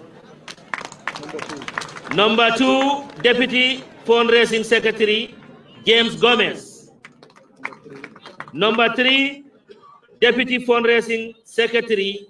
as Abdou Sow. We have our Propaganda Secretary as Honorable Ibrahima Cham, Abulai Cham, Honorable Abulai Cham, and the Deputy Propaganda Secretary as Fatou Sanyang. Fatou Sanyang. Fatima Sanyang. The National Auditor, Ibrahima Cham. The National Youth Coordinator, Ibulo, Honorable Ibulo. The Deputy Youth Coordinator, Zakaria Kamara. We have the National Mobilizer General as Ali Hussein. Ali Hussein. The Deputy National Mobilizer General 1, Musa Njai. The Deputy National Mobilizer General 2, Lang Mendi. Lang Mendi. The Chairman Advisory Board, we have Modu Pate Ba. Modu Pate Ba. The Vice Chairman Advisory Board 1, Honorable Pamu Sanjay. Honorable Pamu Sanjay. Panjai Soti is normally called, known as Panjai Soti of Banjul. The Vice Chairperson Advisory Board 2 is Ya Fatou Diop. The Chairman Council of Elders, Alhaji Jao. The Vice Chairman Council of Elders 1, Demba Jalo. Vice Chairman Council of Elders number 2, Jim Jaju. Vice Chairman Council of Elders 3, Iliman Mbu. We have the Chairperson Religious Affairs, Cherno Ibrahima Jalo. We have the Head of Women Kafos, Fatou Suare. The Deputy Head of Women Kafos number 1, Aida Fai. And the Deputy Head of Women Kafo number 2 is Fatou Buaro. We have our spokesperson, Youth Wing, Salimatu Mane. And we have our Senior Admin Secretary, Youth Wing, Momodu King Koli. And the Media Secretary as Umar So. This is what we have for the GDC Executive 2021 to 2023. I thank you all. Thank you very much. Gambian Talents TV, nyunulela dokuo seneyata. Gambia Talents TV, nyunulela dokuo betiata. Gambia, ngala dokuo betiata. Gambia Talents TV, nyunulela doku seneyata. Gambia Talents TV, nyunulela doku betiata ye. Gambia, nkala doku seneyata. Yo Gambian Talents TV, njalam alnal badi malam nene jeli suso bintele bale jantonko. Alkal Gambian Talents TV lamoy every day and night. TV lami yala nako mashallah. General of the Gambia Democratic Congress and the flag bearer. Thank you very much. I wish you all the best. Tajulen, Tajulen. Li moy new executive committee bu Gambia Democratic Congress. Tamale ko bes ni tay juróom benni fan ci wéri March 2021 dembe December 2023 ñi ñi nga xamné ñoo leen tànn pour ñu doxal parti bi ak li nga xamné moy jëm kanami parti bi kon ñu ngi ñaan ñepp ñu taajul leen nañ leen taajul executive bu SB nañ taajul suñ parti leader taajul leen pour honorable Mama Kandeh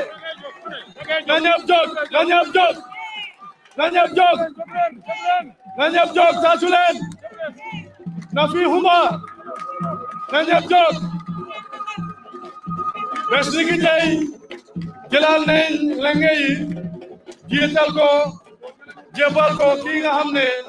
mooy His Excellency the Right Honorable Mama Kandeh pour mu yóbbu ñu State House comme December 2021 Honorable MC Cham loo am pour wax waaw mbooloo bi ba pere ngeen ku yóbbu ko State House mbooloo bi ba pere ngeen ku yóbbu ko State House mbooloo bi ba pere ngeen ku yóbbu ko State House oppression yóbbu Mama Kandeh State House mbooloo bi ba pere ngeen ku yóbbu Mama Kandeh State House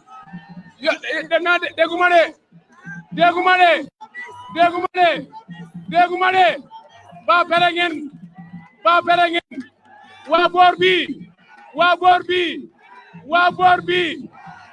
ngeen waa boor bi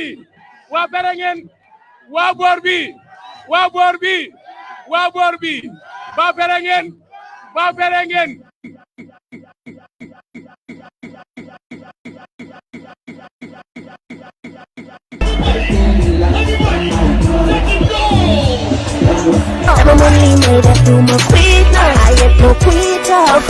You want to know about the Gambia entertainment industry? You want to know the existing policies and programs of the arts and culture sector? You want to know about the governance and management of the arts associations? The program will throw a fresh light on the entertainment industry in focus. We will touch so many angles about the cultural sector, the opportunities and challenges, and interrogate them, and most importantly, offer solutions.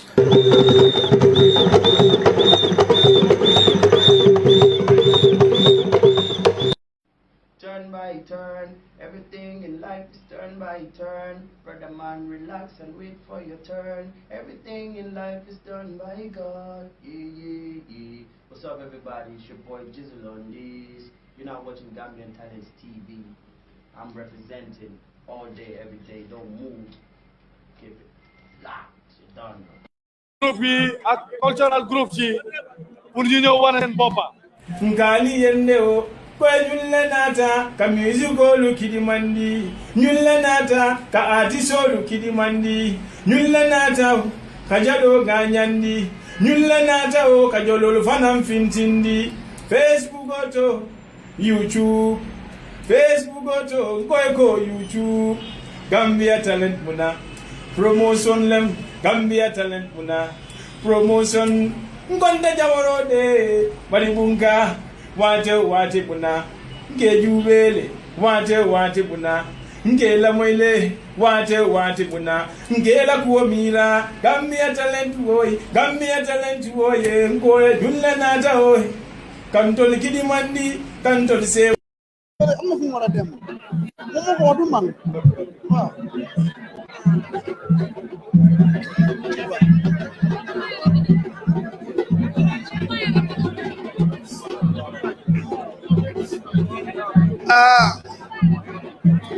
mbokk yi kon dafa mel ni tey beneen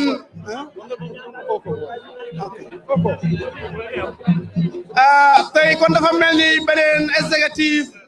sampu na si Gambia Democratic Congress kon ñu ngi congratulate képp ki nga xam ne jox neen la place waaye ñu ngi congratulate képp ki nga xam ne itam ñëw nga teew fii nii kon dafa mel ni wote bi egg na si ndong li kon dafa mel ni programme bi mu ngi ñëw jeex waaye dinañ oo honorable Kandeh mu ñëw wax waaye su waxee ba pare cultural group si honorable Kandeh dina toog ak yéen fii dina xool li nga xam ne talent su nga xam ne moom ngeen am pour war ko perform moo xam ndax drama la moo xam na musique la ak li muntu doon rek honorable Kandeh dina toog ak yéen fii nii pour delu li nga xam ne moom ngeen war a def wala xoolaan li nga xam ne moom ngeen war a def kon fu mu nekk nii honorable Kandeh léegi tànn neen ko moom moo nekk candidat bi nga xam ne tey moom la GDC d'accord tànn ko pour mu war a taxaw génne Adama Barrow 2021 December 4 incha allah kon GDC dafa war a dem State House kon honorable Kandeh ñu ngi lay oo nga ñëw nga adresse gathering bi for the last time.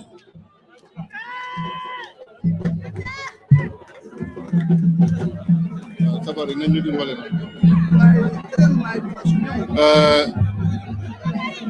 bismillahir rahmanir rahim alhamdulillahi rabbil alamin alhamdulillahi rabbil alamin alhamdulillahi rabbil alamin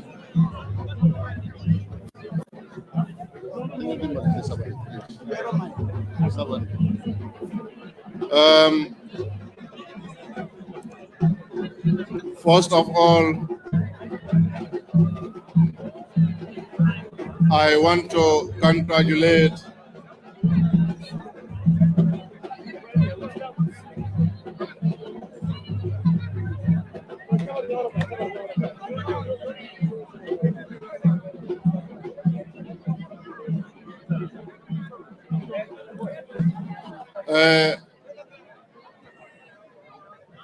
I want to congratulate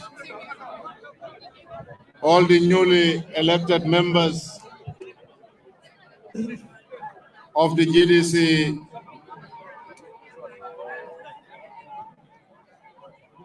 and I want to thank Gambian Talents TV nyunule la dokuo seneyata Gambia Talents TV nyunule la dokuo betiata Gambia ngala dokuo betiata Gambia Talents TV nyunule la dokuo seneyata Gambia Talents TV nyunule la dokuo betiata ye Gambia ngala dokuo seneyata yo Gambian Talents TV njalam alnal badi malam nene jeli suso bintele bale jantonko alkal Gambian Talents TV la moy every day and night TV la mi yalla nako mashallah ila diamol kabeti yalla la promotional kabeti yalla wow ala baraka bake ala baraka fossi la côté ci sa batel bank bi ri yow tamit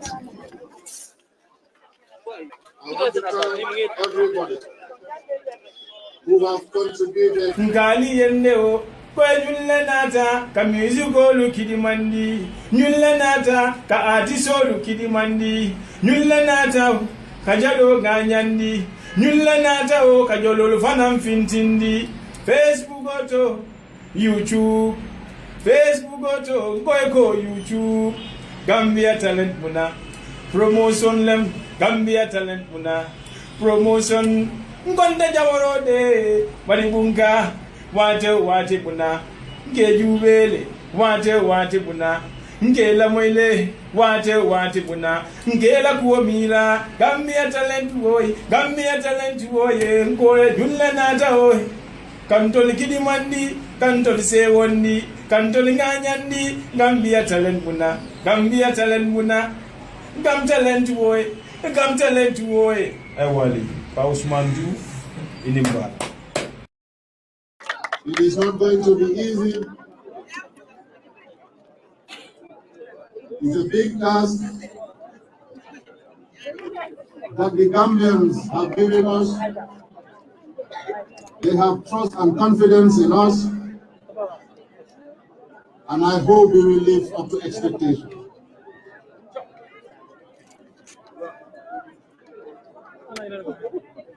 It is our responsibility to make sure the problems and challenges that we face, we don't throw them to future generations.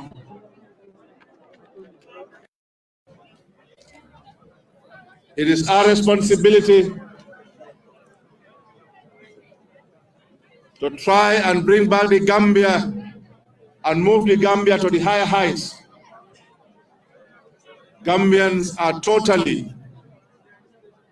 disappointed with the change that we have. This is not the change we wanted. Unfortunately, this is what we've got. But it's a challenge for us. Let no one discourage. And I am telling Gambians to have more courage in themselves. The country is yours. The country belongs to you, and nobody here will come and help us develop our country or effect a change without our own contribution towards the socio-economic development, and of course, to make sure that there is effect change and a change for better Gambia. We don't want every change. We want a change where our young people, our young generation, the generations to come, to feel proud of what we have done for the good of this country and for the people of this country.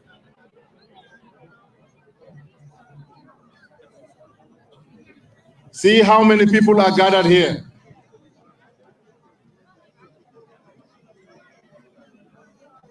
All these people have a hope. All these people have a hope that we can help them rescue this country. These people have a hope that we can help them solve their problems. It is a trust that they have invested on us, and we have to live by that. They are not our slaves. They fear nobody here. But it is because of the hope that they have in us. That is why today we are selected as the GDC executive members, especially Mama Kande is selected as the chairperson, secretary general of the party, and the flag bearer of the GDC. I will do my best to serve you. And to the young Gambians, be rest assured that we will build a new Gambia, and it will be built with you. I'm proud of you. I'm proud of you. And I thank you for the trust and confidence that you have in me. I promise you I will never let you down.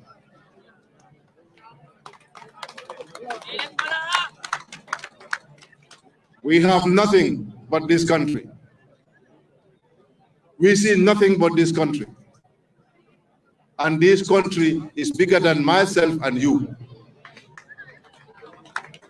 Whatever we do, we put the Gambia before anything else.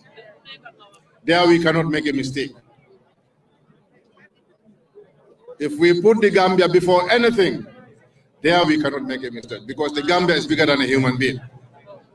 And the Gambia can never make a mistake. We make a mistake, and we have made a mistake of electing the current administration. I thank you once again, and I congratulate everybody here. Now I would beg your indulgence and allow me to speak in local language so that everybody will understand why we are here and what we are here for. I thank you all.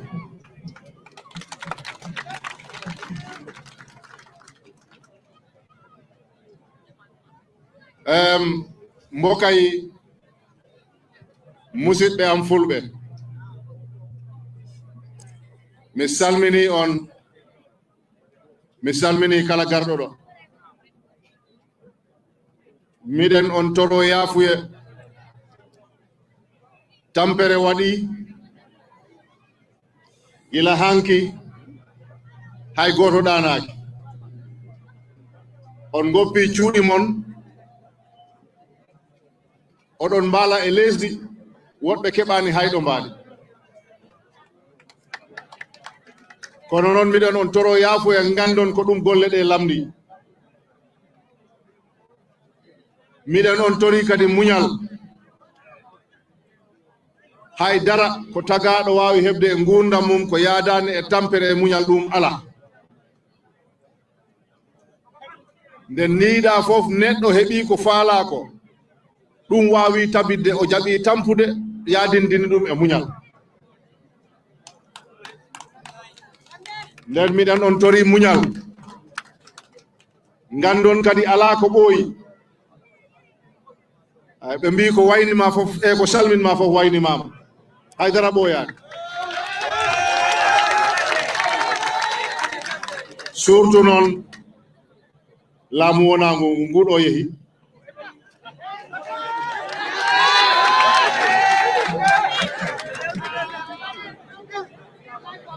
nden kawral men e wakkilare men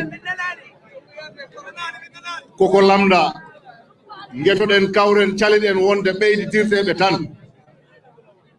caloɗen wonde ɓeyditirteɓe tan puɗɗiɗo saako mum kala ara he men eɓe ɓeyditon GDC o en jiɗa fenande en jiɗa fitina te kala gonɗo hen mo ganduɗa kanko ko fenande o wuuri ko fitina o wuuri ma o yaltu parte o sabuna ɗum tawan alaɗo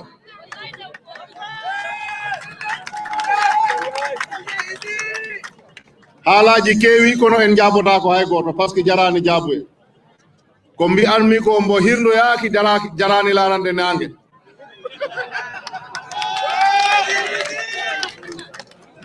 neɗɗo mbo hirdoyaki o on jarani larande nangue nden on jarama mbaɗin mandin kolu mbal nimbarala mbal kontonna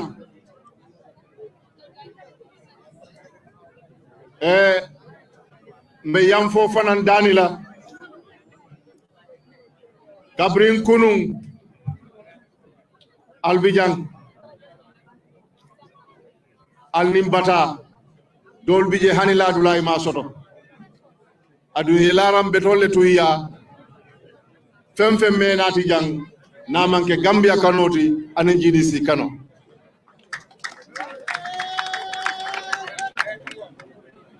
mbal nimbarala mbal tentula ñim banko mumol be bankoti si kilin tante ñim bankoti Gambia mu Gambia leti siol bele bijang ntol bele kanyante jang ala ntol le kafu jang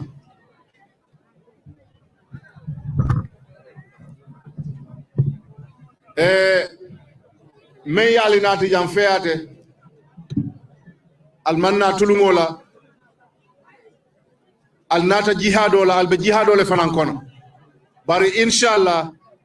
4 December mansa kunda men bijan wobe fala dek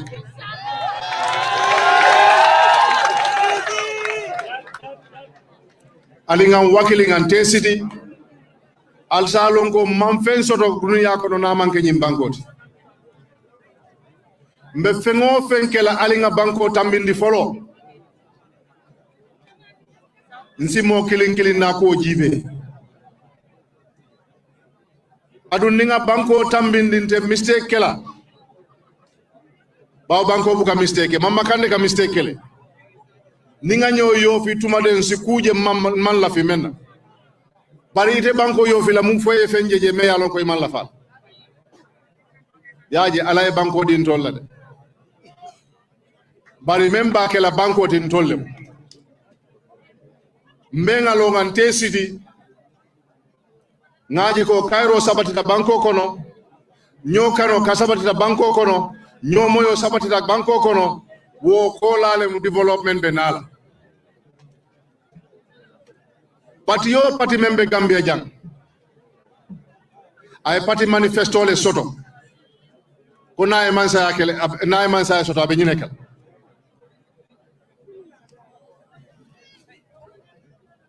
a pati o pati naya la manifesto dada ni yaji be tuma do iba fola ñim pati ñongote keri ikawo kaytol le samba ayisi ko nteni nga mansa ya soto ñbe ñinekela bari kabri 1965 wole ka kede bari hani sa fem ne man tara ke kan Gambia ko bidon yara kayti kute kaytol melbe submita IEC wote wo kaytol te do ko la ke ndol lebe do ko kela ni la kayto peinture fo ñiñata ya sambaje iman ite man na wo baro ke wo man na fa soto be mune mu nafati ntolla kambengo ntolla nyomoyo mbesa lon ko man fen soto man manke ni bankoti betum ali nga nyomoy ala barka suma mboki olofi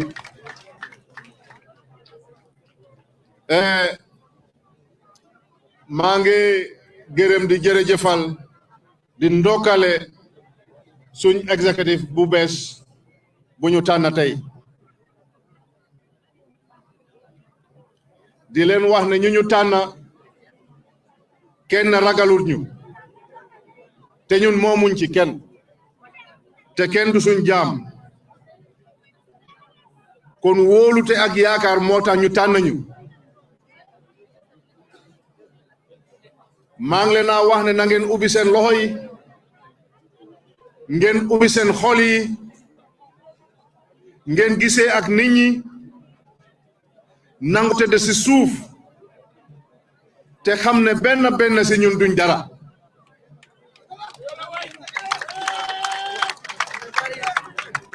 place bi tey ñu ngi ci ëllëg keneen moo cee nekk ndeke suñ ko moomaloon suñ boppa mbaate munal ko suñ boppa duñ doon oote congrès waaye soo gisee ñu oote congrès mooy ne li ñuy def moomuñu ko dañ na parti bi nappakat beeg sàmmkat beeg béykat bi jàngkat bi ñëpp a ci em te ku nekk ci yéen am na right ut fi place kon suñ ñu ko joxee ñu make sure ne ñun tamit dinañ fexe ba ñoom it ñu seggi seen bopp ci kaw waaye ngir am naa place rek xamatuma kenn gisatuma kenn faaleetuma kenn du yoon du dëgg parce que exemple yi nguur fii lay commencé am na nu ñooy mel ci ñi ñu caana dinañ wax ne ndeke ñii buñ amee nguur ëllëg nii lañ ñooy def kon exemple bi fii la fii lañ ko war a doore ndax mun nañ suñ place oo munuñu ko ndax faale nañ ñoo xam ne ni ñoom ñoo ñu fi teg ndax faale wuñ leen ndax ñi ñu fi teg dañ bugg a ku leen faale ñi ñu fi teg bu dañ bugg a ku leen gestu ñi ñu fi teg dañ bugg a ku leen gis ñi ñu fi teg dañ bugg a ku leen jàppale ba seen problème yi solve du rëy mbaga moo ñu fi teg su fekkee ne duuf le mbaga rek am na ñu nekk fi ñoo ñu gën a duuf mbaga kon li may wax ñun ñi ñu tànn tey nañ ubbi suñ loxo yi suñ xol yi wàccee suñ bopp si suuf buñ la jiitalee nangoo jiitu waaye dellu nekk ci gannaaw wa suñ la jiitalee nga jiitu di waaxu rek ñi delu buñ delloo sax doo xam kon suñ la jiitalee dangay nangoo nekk ci gannaaw nga bàyyi ñi la jiital jiitu ndax amuloo doole bi pour jiital sa bopp boo ko amul nga def ko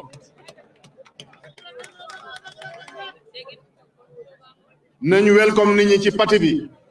parti GDC naxariwut a jaay ndax def nañ fi lu fi kenn defu dangay ne bugguma GDC waaye ne GDC lim fi def loolu foog naa gumbay sax xam nañ ko kon GDC seen parti la su loolu weesoo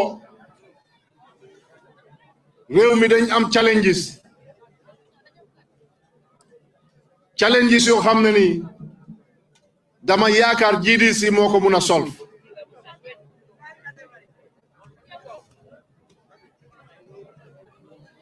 problème yi dañ bari ci dëkk bi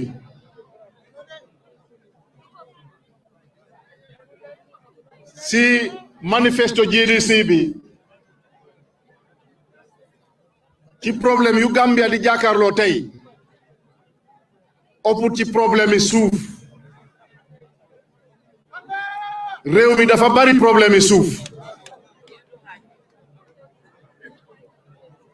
naka la ñooy def ba régler problème yooyu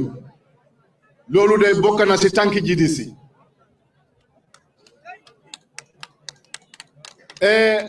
fii ba 2100 mooy juróom-ñaari fukki at ak juróom-ñeent ci kanam ndax GDC suñooy xelaat duñ xelaat pour tey rek mboolem koo xam ne ni njiit la fekk yow pour tey rek ngay xelaat yow sa njiit yaa manqué na dangay xelaat pour tey xelaat lan mooy war a xew ëllëg nga sàkkal ko pexe depuis léegi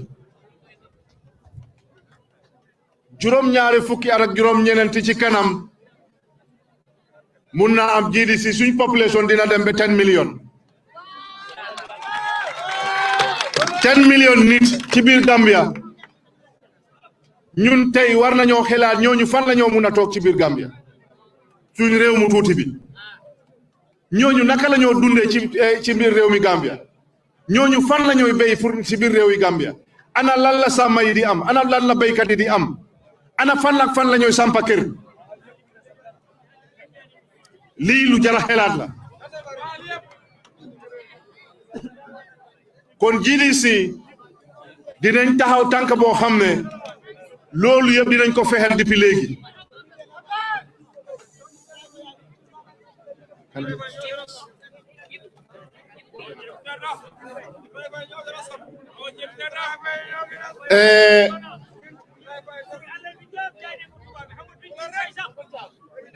loolu problème la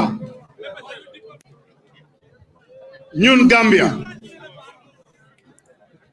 am nañ suuf si baax na waaye lan moo tax mënuñoo dundal suñ bopp kon GDC inshallah bés buñ egga si State House yëfi mbéy dinañ ko olbati dinañ meeg soo ku nekk sa wàll di nga ko jot nu mu waree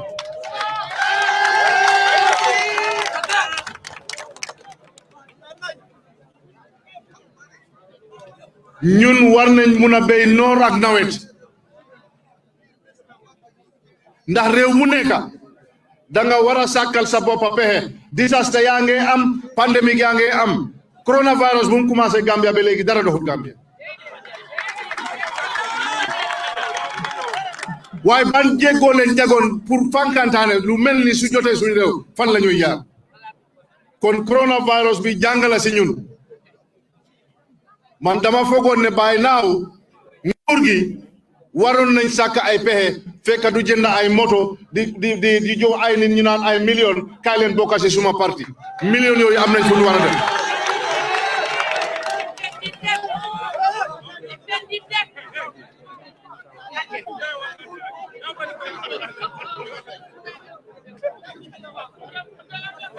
million yooyu am nañ fu ñu war a dugg suñ lopitaan yi amuñ garab suñ lopitaan yi amuñ ay ambulance glove lu ñoo sol si loxo sax amuñu ko ma jégalu si jigéen bu fi omba ren ak daaw lu dee si jigéen ci wàllu si waxtu matu dafa bari si réew mi waaye ñoom faalewuñ loolu du seen business dégg naa fan yële nguur gi bind nañ press release di wax nit ñi ne comme bési éleg bi dinañ declare state of emergency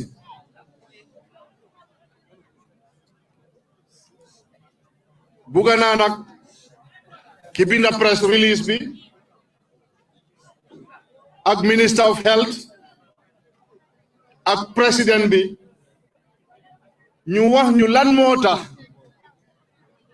ñu jox notice ñetti semaine ñetti week ne su waxtu bi jotee dañooy declare state of emergency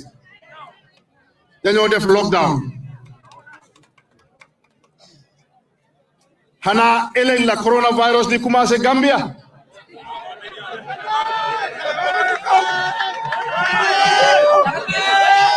buga naa ñu leeral loolu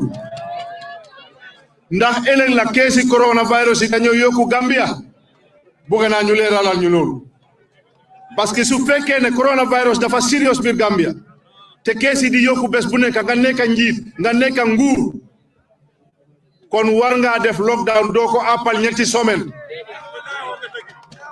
parce que dafa nekk loo xam ne ni emergency la emergency nag jarul waajal parce que loo xam ne ni dafa affect sa life affect life yi sa doomi réew loolu doo ko waajal waaye lan moo tax ñu ñoo jox 3 weeks naan waxtu sàngam bu jotee dinañ déclare o dinañ def lockdown xëy na waxtu boobu la coronavirus di ñëw Gambia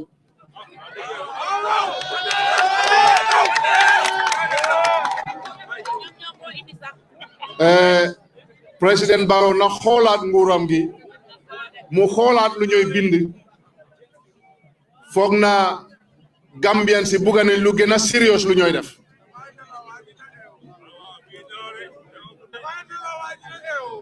ñoom buñ gisee luy daw ci social media sax o nit ñi lu ñuy wax nii rek ñu commencé di binda press release di ko tontu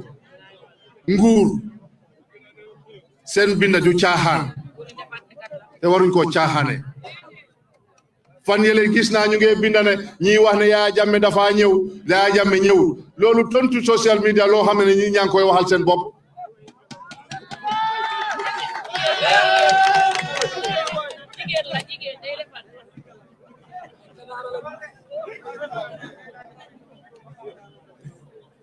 kon su wàlli agriculture inshallah dinañ ci taxaw niñ ci war a taxawee suñ ñëwee ci wàllu health mooy lopitaan yi GDC région bu nekk pare na fa sampa lopitaan boo xam ne ni amul benn bagage bu cey manqué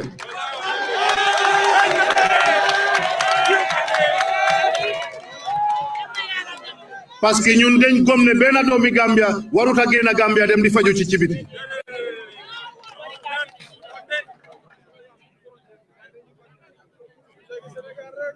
léegi mut na weer bu ñu amee ñun sañ ay xarit ay docteurs yoo xam ne ni ñu ngi India ñu jokkoo ak ñoom pour indi leen fii dimbale askan wi ci mboolem jàngoro boo xam ne ni dang doon génn dem bitim réew pour faju ji ñu ñëw jàppale la ci ma ne leen ñu binda leetar bi ñu yóbbu ko jëmee minister of health man maa oo minister of health ba léegi amaguñ tontu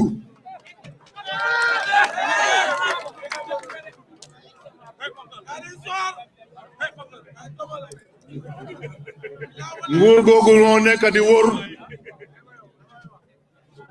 naan kaay leen ñu jàppale nguur gi naan yow da nga baa trop pour nekk opposition ñoom loolu lañ dee wax ñu ne Alaaji Keba mbaate Moussa Ndiaye mbaate daleen ak leneen dañu baa trop pour nekk opposition nguur lañ war a toppa ñoom xam kañ lañ xam ne nguur rek lañ war a topp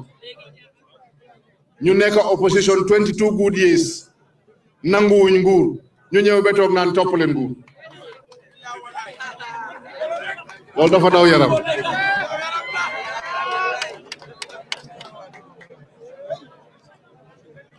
suñ demee ci wàllu education ñu ngeen ndokkale former président Jammeh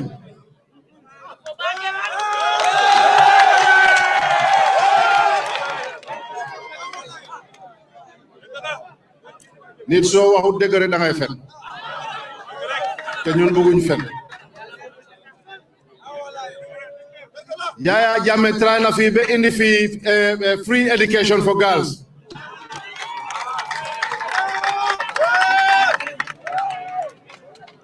suñ ndaw yaa ngi fii Gambia college bi sax mënuñ dem kuy dem foofu 26,000 lañ lay fekku te musuta am fii 36,000 ci at bi loolu nga war a fay koo xam ne ni sa baay baadoolo la amuloo dara yow naka ngay demee college kon GDC dinañ reintroduce our free education not only for girls but for everyone up to grade 9.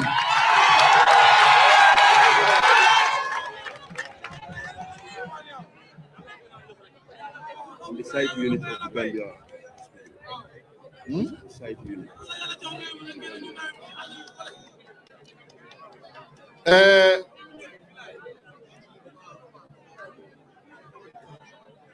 mbokk yi lan mooy doole réew mooy sa dunda sa wér gu yaram ak sa xam-xam ñetta yi bu ñu ñàkkee ci réew boobu du dem kanam te lii dafa ñàkk Gambia li gën a yomba ID card sa ID card waxtu Yaya Jammeh buñ ko fi defee $200 si ñoom ñoo njëkk a cry foul ñoom ñoo njëkk a jooy ñu ne 200 dafa bari ñoom ñu teg ñu new def ko 400 plus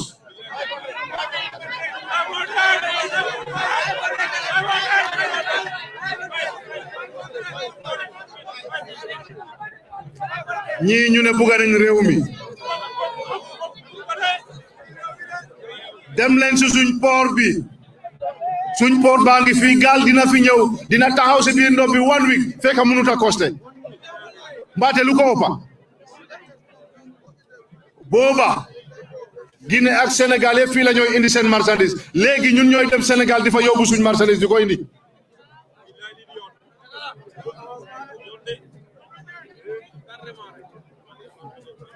booba container yi fay wàcca from Mali on transit moto yi ñëw fii Sénégal Guinée yëpp fii la doon ñëwee ngir suñ yomba port bi tey soo buggee lu yomba da ngay dem Sénégal Gambia fan lañ jëm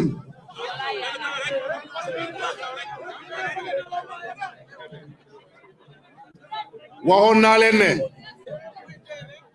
Gambia ñu ngi ñu dugal ci barigo bu leen nangu ñu tëj barigo bi waaye dégluwu leen ma tey nag doppa nañ barigo bi ñu ngi amee seen karnaat bugga koo tëj foofu la ñu toll des na si yéen nag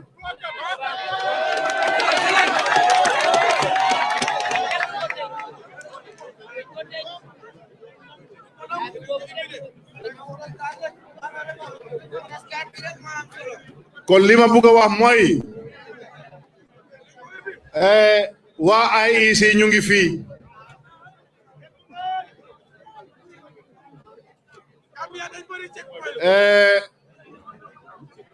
ñu ngi leen a wax ne fan yi yegg nañ seen meeting ak all the political parties gis nañ luñ binda tamit ne nuñ doon sànnee karta noonu la ñooy sànnee karta ren ñu ngi leen a congratulate ci loolu di leen gërëm ci loolu ndax soo buggee indi paper ballot da nga soxla ñetti at ñeneenti at pour jàngal ko nit ñi ñu xam ko waaye comme nangu nañ ne nuñ doon woote noonu la ñooy woote ñu ngi leen a gërëm ci loolu waaye ba léegi ñu ngi dekk suñ loxo yi nu mu gën a gaawee pour register nit ñi ndax Barrow dafay dem ren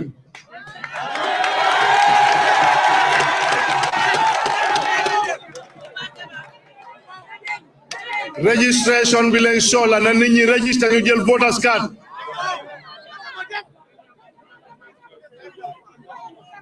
soo leen buggee jëlaat seen dëkka ngeen moom seen dëkka ngeen fexeel seen dëkka seen kàddu taxaw da ngeen naa jël voters card ngeen vote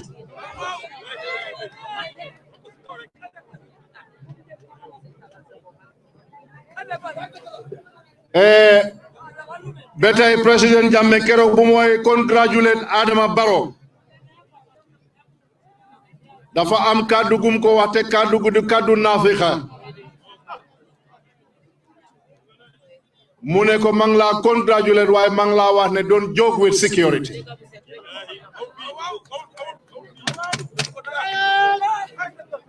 waaye ndeke ku joke with security nu suñu réew bi mel noonu la mooy mel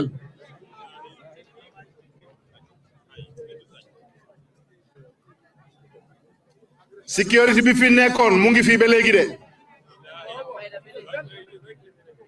waaye xam nga affaire bi naka la soo ma faale ma faale la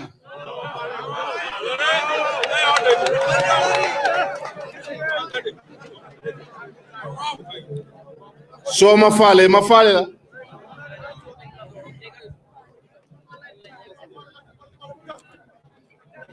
te dégg naa luñ bare def ñu ne dañ fi bugg a indi ay police from Sénégal Togo ak xawma Côte d'Ivoire la xawma ak Benin francophone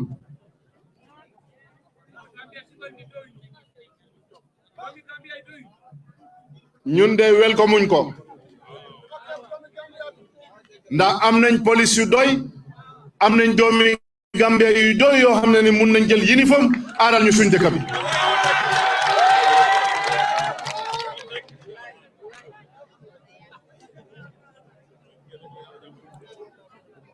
léegi man dama jaale lan moo tax sécurité amul ci Gambia booba Gambian si rek a fi nekk sécurité am na léegi dem nañ indi économique ak Sénégal yëpp ñu ngi ci biir dëkk bi amatuñ sécurité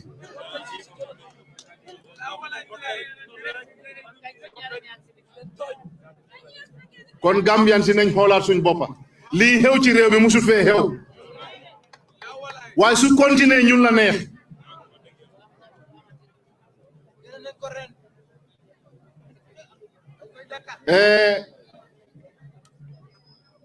man dey pare naa xaw ma ndax yéen pare ngeen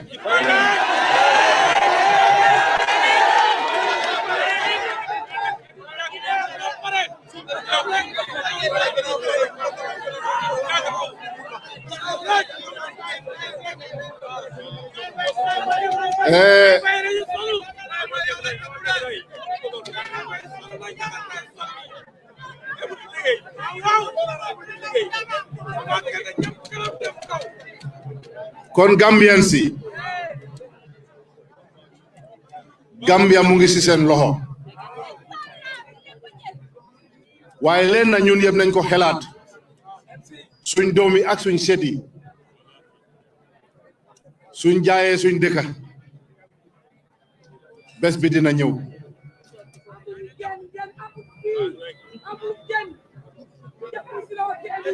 dégg naa Cissé Kounda yi ñu ngi complain affaire yi jën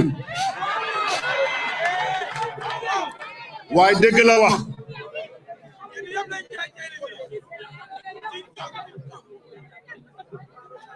comme que na xam ngeen ne jaay nañ suñ géej bi lan ngeen war a def pour ñu jotaat suñ géej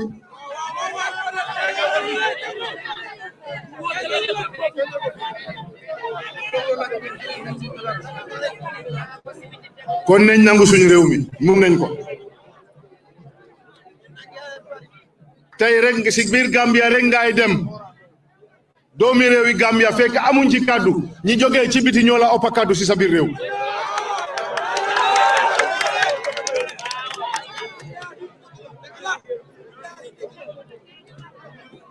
am na waxtu 2017 2018 ñëw naa Farafenni fii gis naa ay soldat ñu ngi doon wër di ut fu ñooy fanaan fekk amuñ fu ñooy fanaan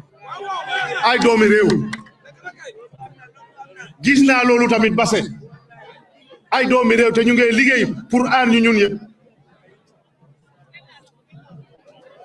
ci suñ biir réew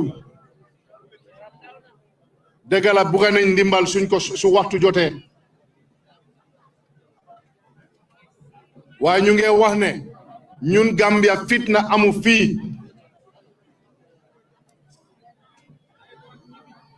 economic forces yi ñu ngi leen di gërëm réewi ECOWAS yëpp waaye tey am nañu gën a yelloo security forces yi dan di Gambia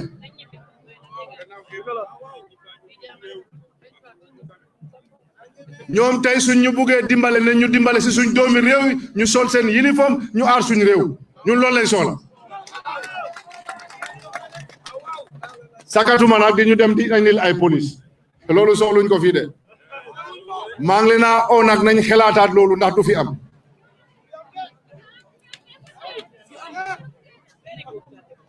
nañ ko xelaataat du fi am de ñoom ñi ko pexe yëpp amul benn dalil boo xam ne ni war nañ koo mun a explain maa ngi cee challenge journaliste yi nañ dem ñu def seen investigation lan moo tax ñu war a indi fii police mission ci Gambia wala lan mooy seen dalil ñun Gambien si bëgg nañ koo xam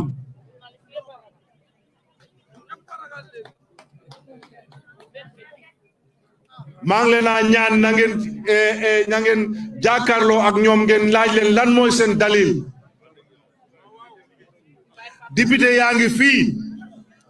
ñoom it maa ngi leen di challenge ci National Assembly bi nañ put a parliamentary question to the Ministry of Interior ñu wax ñu lan moo tax loolu war a am ci Gambia ak ban problème moo nekk ci Gambia bi ñu war a indi loolu fii bugg nañ koo xam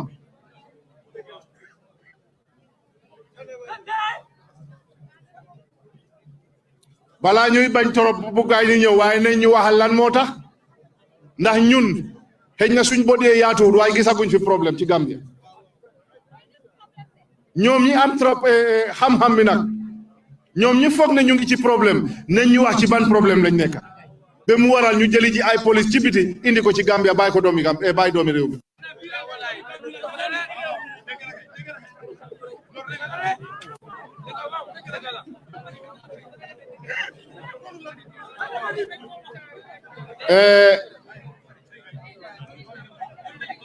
keroog bu gaay commencé nangu banta yi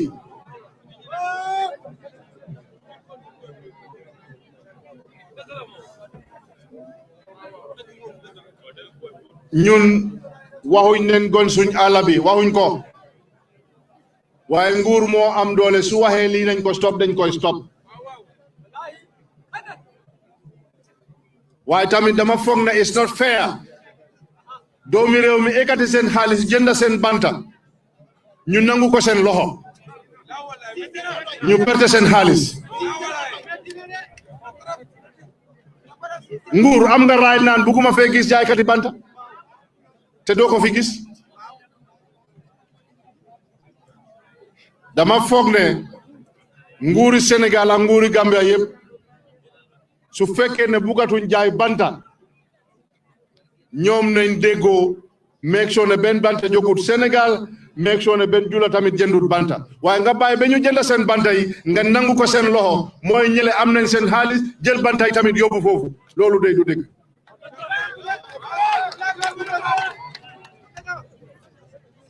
kon ñoomi neen nañ waxtaan ñu make sure ne jaay banta bi comme ñoom nuñ ko buggee arrêté na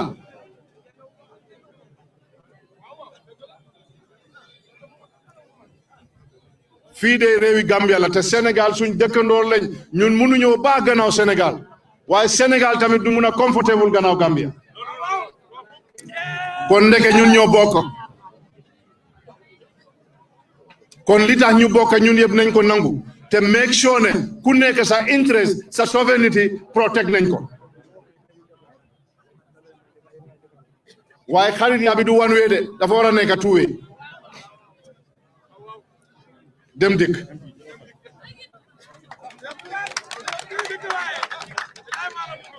dem dik la wara nek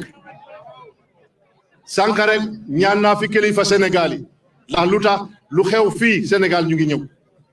waaye ñu ne su fa dara xewee ñun ñu ngi wax kon ndeke yëpp benn la kon dem dikk bi lañ ci laaj man na am te war na am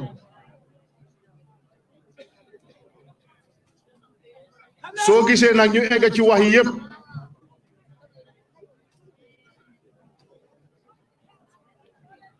dañ bëggoon a am rally comme ëllëg waaye comme que amatuñ ko ma yel opportunité bi waxtaan ak askan bi tuuti loolu moo indi wax bi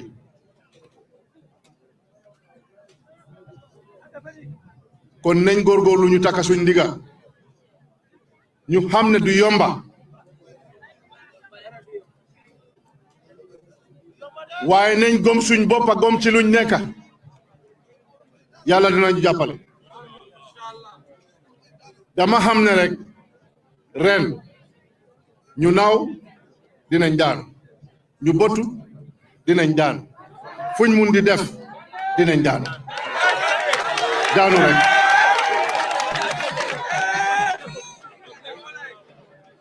am nga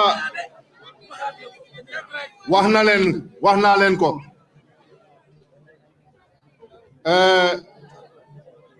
maa ngi leen a wax tamit xam nga dof rek mooy laaj ne ñay su dëggeetee mbott dof rek mooy laaj ndax mbott baa ngi dund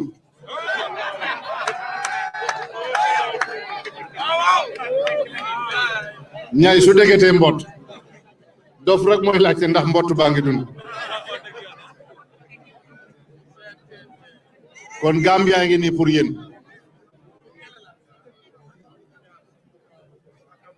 alal buñ leen di jaay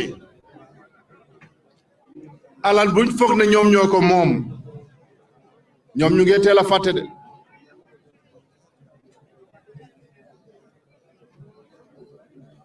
def nañ fi commission balaa commission bi du jeex ñu ne alali Yaya Jammeh la ñooy enquête balaa loolu du jeex ñoom commencé nañ jaay alali Yaya Jammeh waaye ndax dëgg la nit dina mun a jiite réew ñaari fukki at ak ñaar yow mënuloo amal sa bopp dara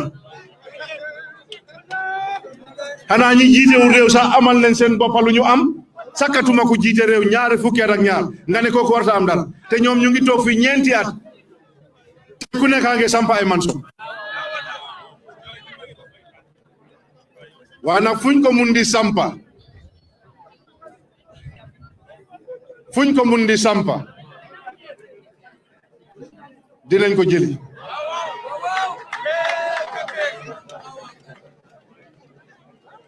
kon na gaay def ndànk dañ fàttaliku ne man dama foog ne africain si nit ku ñuul mënut a jàng parce que yaa ngi defar commission léegi ñu ngi enquête kii yow ngay buub pour ñu la enquête la ëllëg ñun naka la ñooy xelaatee yow toog nga ne Yaya Jammeh lekk na lii Yaya Jammeh def na lii Yaya def na lii nga ne yaa ngi koy enquête yow yaa ngi koy enquête boobu jeexagut yow yaa ngi buub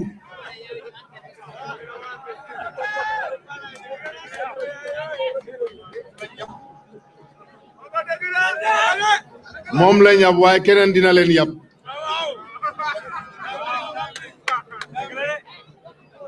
kon nañ góorgóorlu di nuyu suñ géwél yi am naa nag gaay yi fu mu nekk ni seen tànk yeeg seen gémmiñ yeeg seen loxo yaa ngi esen waaye tey maag yéen la fii ba boor set tey bési GDC la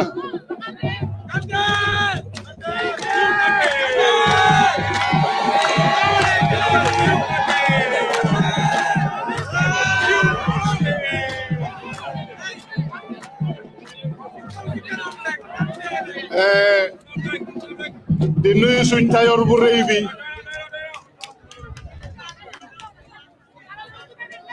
mu ne buur la waaye tey maay buuram bugga naa mu ñëw fii ñëpp gis ko xam ne mbuba bu ma sol tey loxom moo ci jaar su fekkee ne nag naay suut boobu yéen a koy wax de kii mooy buur teelo bu mag la mbuba bi moom moo ko dugal ci wolisam ñëw ba fii indi na ma naa ko sol ci jàppale aji roxi ñu ngi leen di ñaanal yàlla leen yàlla fay yàlla may leen fan yu gudd ak wér bu yaram jërë ngeen jëf thank you MC Cham maa ngi nuyu suma jabar yi nag ñu ngi fii Asanatu Jallo ak Ana Camara kande bi ak ñoom ñoo koy eggaleel seen bopp waaye maa ngi leen di nuyu bu baax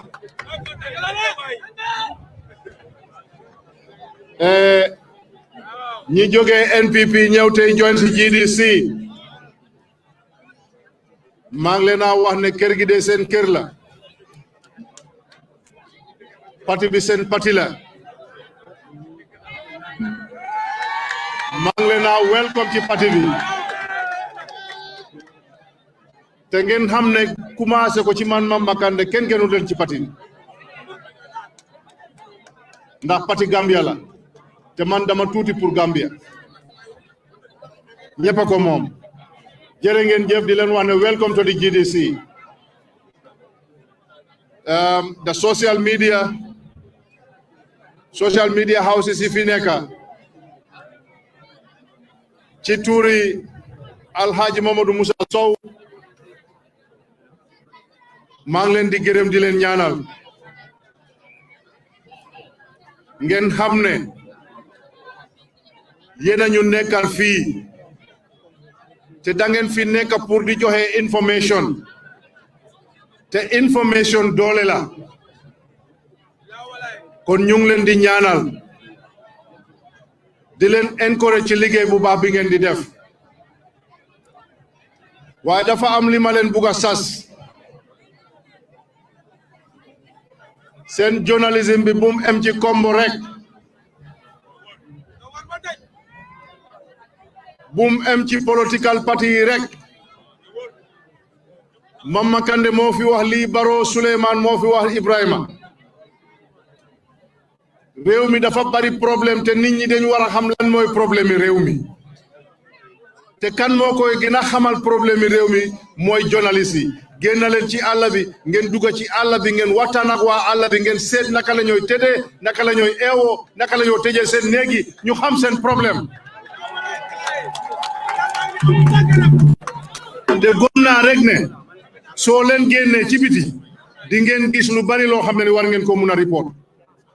te mu nekkal ñu ñun yëpp yokkute kon maa ngi leen a encourage ci loolu seen waar dafa yaatu wóor leen eggaleen béykat yi eggaleen sàmmkat yi eggaleen nappakat yi dem leen ci bantabaay di ngeen am lu bari you see bi ma nekkee Europe pour woon la how funny journalism is sometimes especially bu Europe bi suñ buggee market dara dañoo wone only the bad side of Africa loolu la ñooy wone ci télé yi foofu ñi xiif ñi ñoo xam ne flow daf leen yóbbu ñi sonn ñi loolu kese la ñooy yóbbu because for them maybe it's a market waaye ñanaay wone Gambia Africa ñu nit am nañ lu rafet am nañ lu baax am nañ lu gën ci lépp yéen a koy market yéen a koy wone maa ngi leen a encourage te xam naa yéen a ngay try is not easy with you waaye fu ñu jaar ñu sacrifice amul dara lu yomb ci àdduna liggéey nag balaa muy neex nga bugg ko nga nopp sa liggéey soo ko nobee rek daal koy def nu mu waree te gëm naa ne li ngeen di def bugg ngeen ko waaye man it maa ngi leen a wax lii na ngeen ñu maketal Gambia am na lu bari loo xam ne nii war nañ ko mun a market ci Gambia fu mu ne demut fenn especially in the tourism sector soo demee airport nga seet ñaata flight ñooy wàcca Gambia ede xëy na benn mbaate ñaar su bëre nga dem sen passenger ñaata passenger ñoo wàcca si suñ flight si 2050 maximum flight naka la moo ñëwee fii Gambia dafa tuuti ñiy flight jógee Gambia mbaate ñiy jógee feneen di ñëw Gambia bariwul waaye lan moo tax nit ñi war a ñëw Gambia yow yaa koy create yaay create loolu li tax nit ñi war a ñëw fii nguur gi ñoo war a create loolu soo ko create ku nekk dina bugg a gis Gambia ku bugg nekk dina bugg a ñëw Gambia waaye su fekkee ne ñun les foundation store rek xeer di teg rek xeer foundation store maa ngi leen a wax ne xeer yuñ teg benn duñ ci liggéey benn yéen lañ bugg a nax rek because ñoom politique bu njëkk bi lañ amee foog ne boobu da ngaa dem député mu ne la man gasal fii dinaa la fi gasal teen gasal fele dinaa la fa gasal teen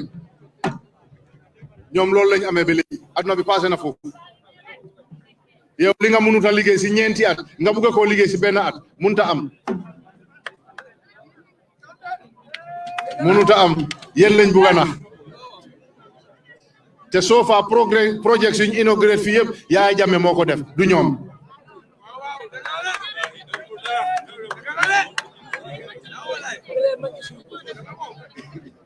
dégg naa na ñu ngi wax ne ñoom def nañ fi lu fi kenn deful waaw loolu dégg la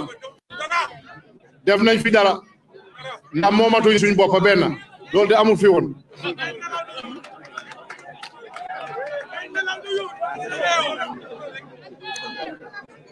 economic forces benn at lañ fi waroon a nekk ñu ngi fi ñeneenti at loolu de musu fi am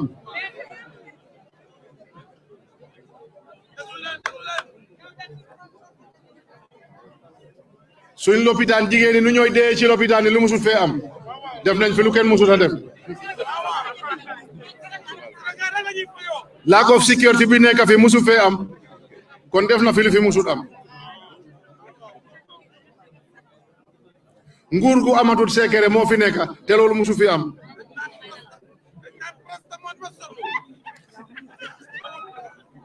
kon ñoom luñ fi def loo xam ne ni amu fi woon dafa bari munuñ koo lim léegi waaye am na luñ koy dencal su waxtu bi jotee dinañ wax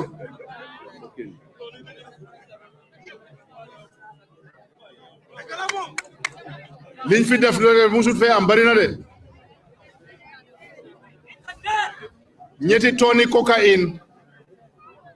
wàcca na si Gambia bi fii naka la ñëwee bugga nañ koo xam te musu fee am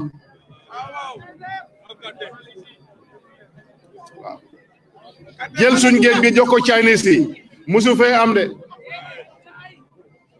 tey jën amatut Gambia loolu it musu fee am xale yi amatuñ liggéey musu fee am ñoom ñu ngi wax ne ba léegi maalo $900 la waaye bugga nañ xam bitik boobu ñun dunda bi num seeree njëgi maalo musu num eggee num seeree tey musu fee am loolu de ñoom indi nañ ko fii ID card $500 musu fee am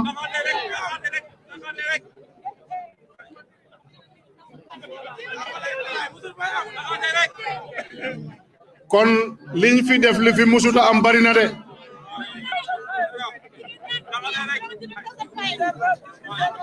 kon Gambian si ñii de suñ fi amee benn at si kanam yéen a ko jox yéen a ko def yéen la neex waaye pour wax li ko fay génne loolu yomb na de ndax ñoom dañooy mistake waxtu bu nekk te defuñ dara lu correct ñoom na seen politique dafa neex su fekkee ne politicien nga ñoom si seen wax ak seen jëfir rek ngay des ñoom ñoo lay political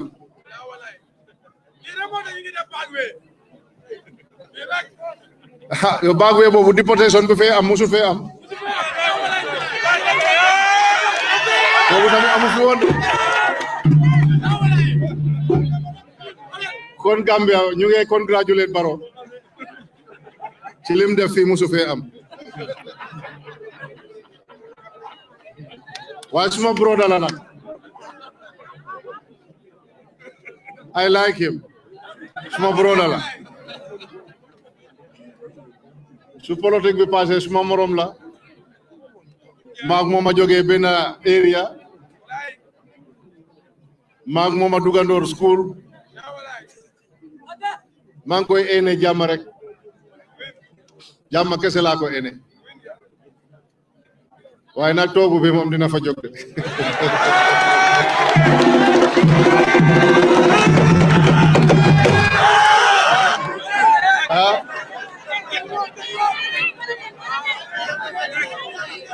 bu ko defee man dama koy xejal ma ne ko kaay maa ngi wa jógee Jimara di ngeen nangu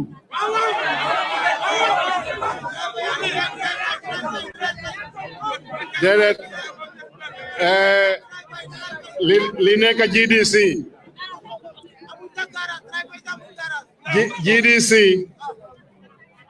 GDC parti boo xam ne ni la nit ñi dañ dee apprécier ñun amuñ xooli feyeku wante ñun amuñ loolu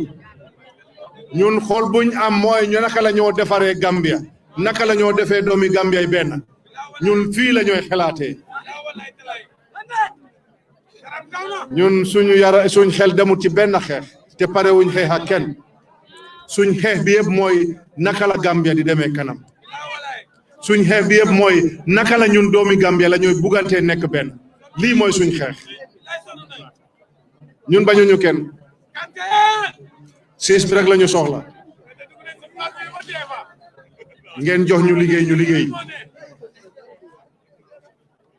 te incha allah loolu dina am maa ngi nuyu ñëpp fi may daanelee sama kàddu fan yi ci gannaaw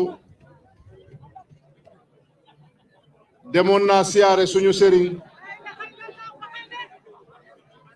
suñ xarit suñ am di jàmm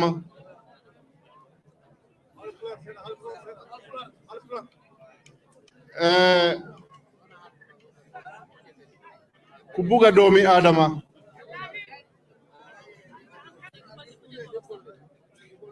cere ka Tuuba Sëriñ Abdou Karim Mbacke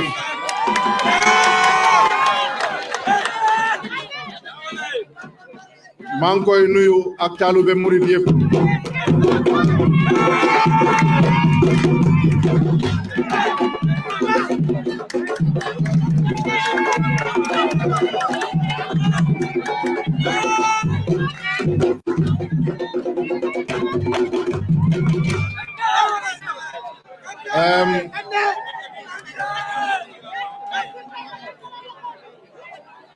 dem naa foofu teral na ma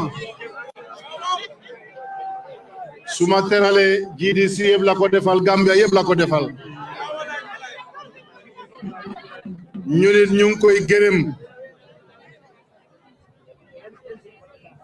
te xam ne ñu ngi fii pour ñëpp waaye surtout pour moom ndax dama gis jowrinam bi fi nekk mooy Abdoulaye Diop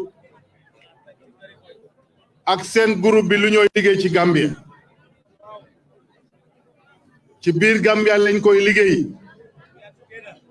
ñoom ñooy dajale seen alal ku yàqule ñu dem fa ku feebar ñu seeti ko mboolem fu nit di sonna dañooy taxaw jàppale la te si réew mi fii lañ koy def kon ñooñu awma dara gannaaw di leen wax ni jërë ngeen jëf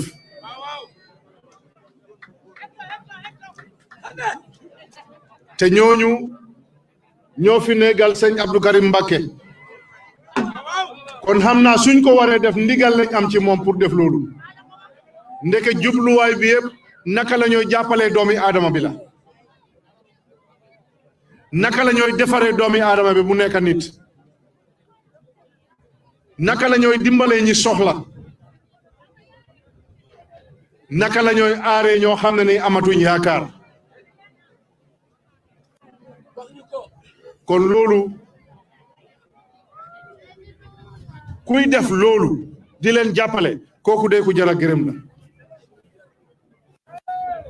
kooku dinaa wax ne ak kum mun di doon nag kuy def loolu man ak moom ñoo bokk ndey ak baay ndax loolu mooy suma yëf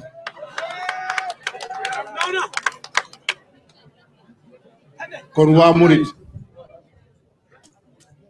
maa ngi leen di nuyu yéen yëpp taranga bu ma fa am taranga Gambia yëpp la woon kon kontaan naa waaye am na kuy wax ne ci gannaaw fele bugga na ma làkk pol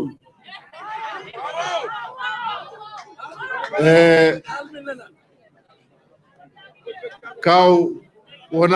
wona horade halaka ma wasde yidde ka mi wawa won goɗɗum ko wona ɗum ko ɗum tan Allah waɗi min mi wi'etake laare ho niɓɓima niɓɓani ma aa ko ɓokki ko jaɓɓi ala mi wona ɗum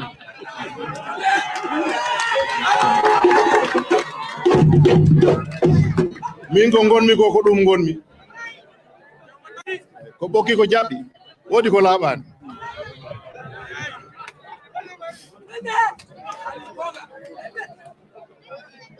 nden noon mi weltanima on onon fof te miɗo andi tan Ibou Ndiaye Ba mbo ɗo Ibou Ndiaye Ba o waktu o heƴata ɗo woni ɗo mi salmina mange gerem organiser yëpp the organizing committee bu North Bank yëpp Aziz Papa Ndiaye Tunkara yéen ak seen team waaye suma on desk officer mooy honorable Ablaye Diallo maa ngi leen di gërëm yéen waa North Bank congrès bi rafet na neex na mboolem koo xam ne ni def nga ci sa dara maa ngi lay gërëm mboolem koo xam ne ni def nga ci dara yow de sa ite mooy pour ñu am succès si congrès bi ndax yëpp dem yoon te yëpp dem na yoon maa ngi leen a gërëm bu baax yéen waa North Bank di gërëm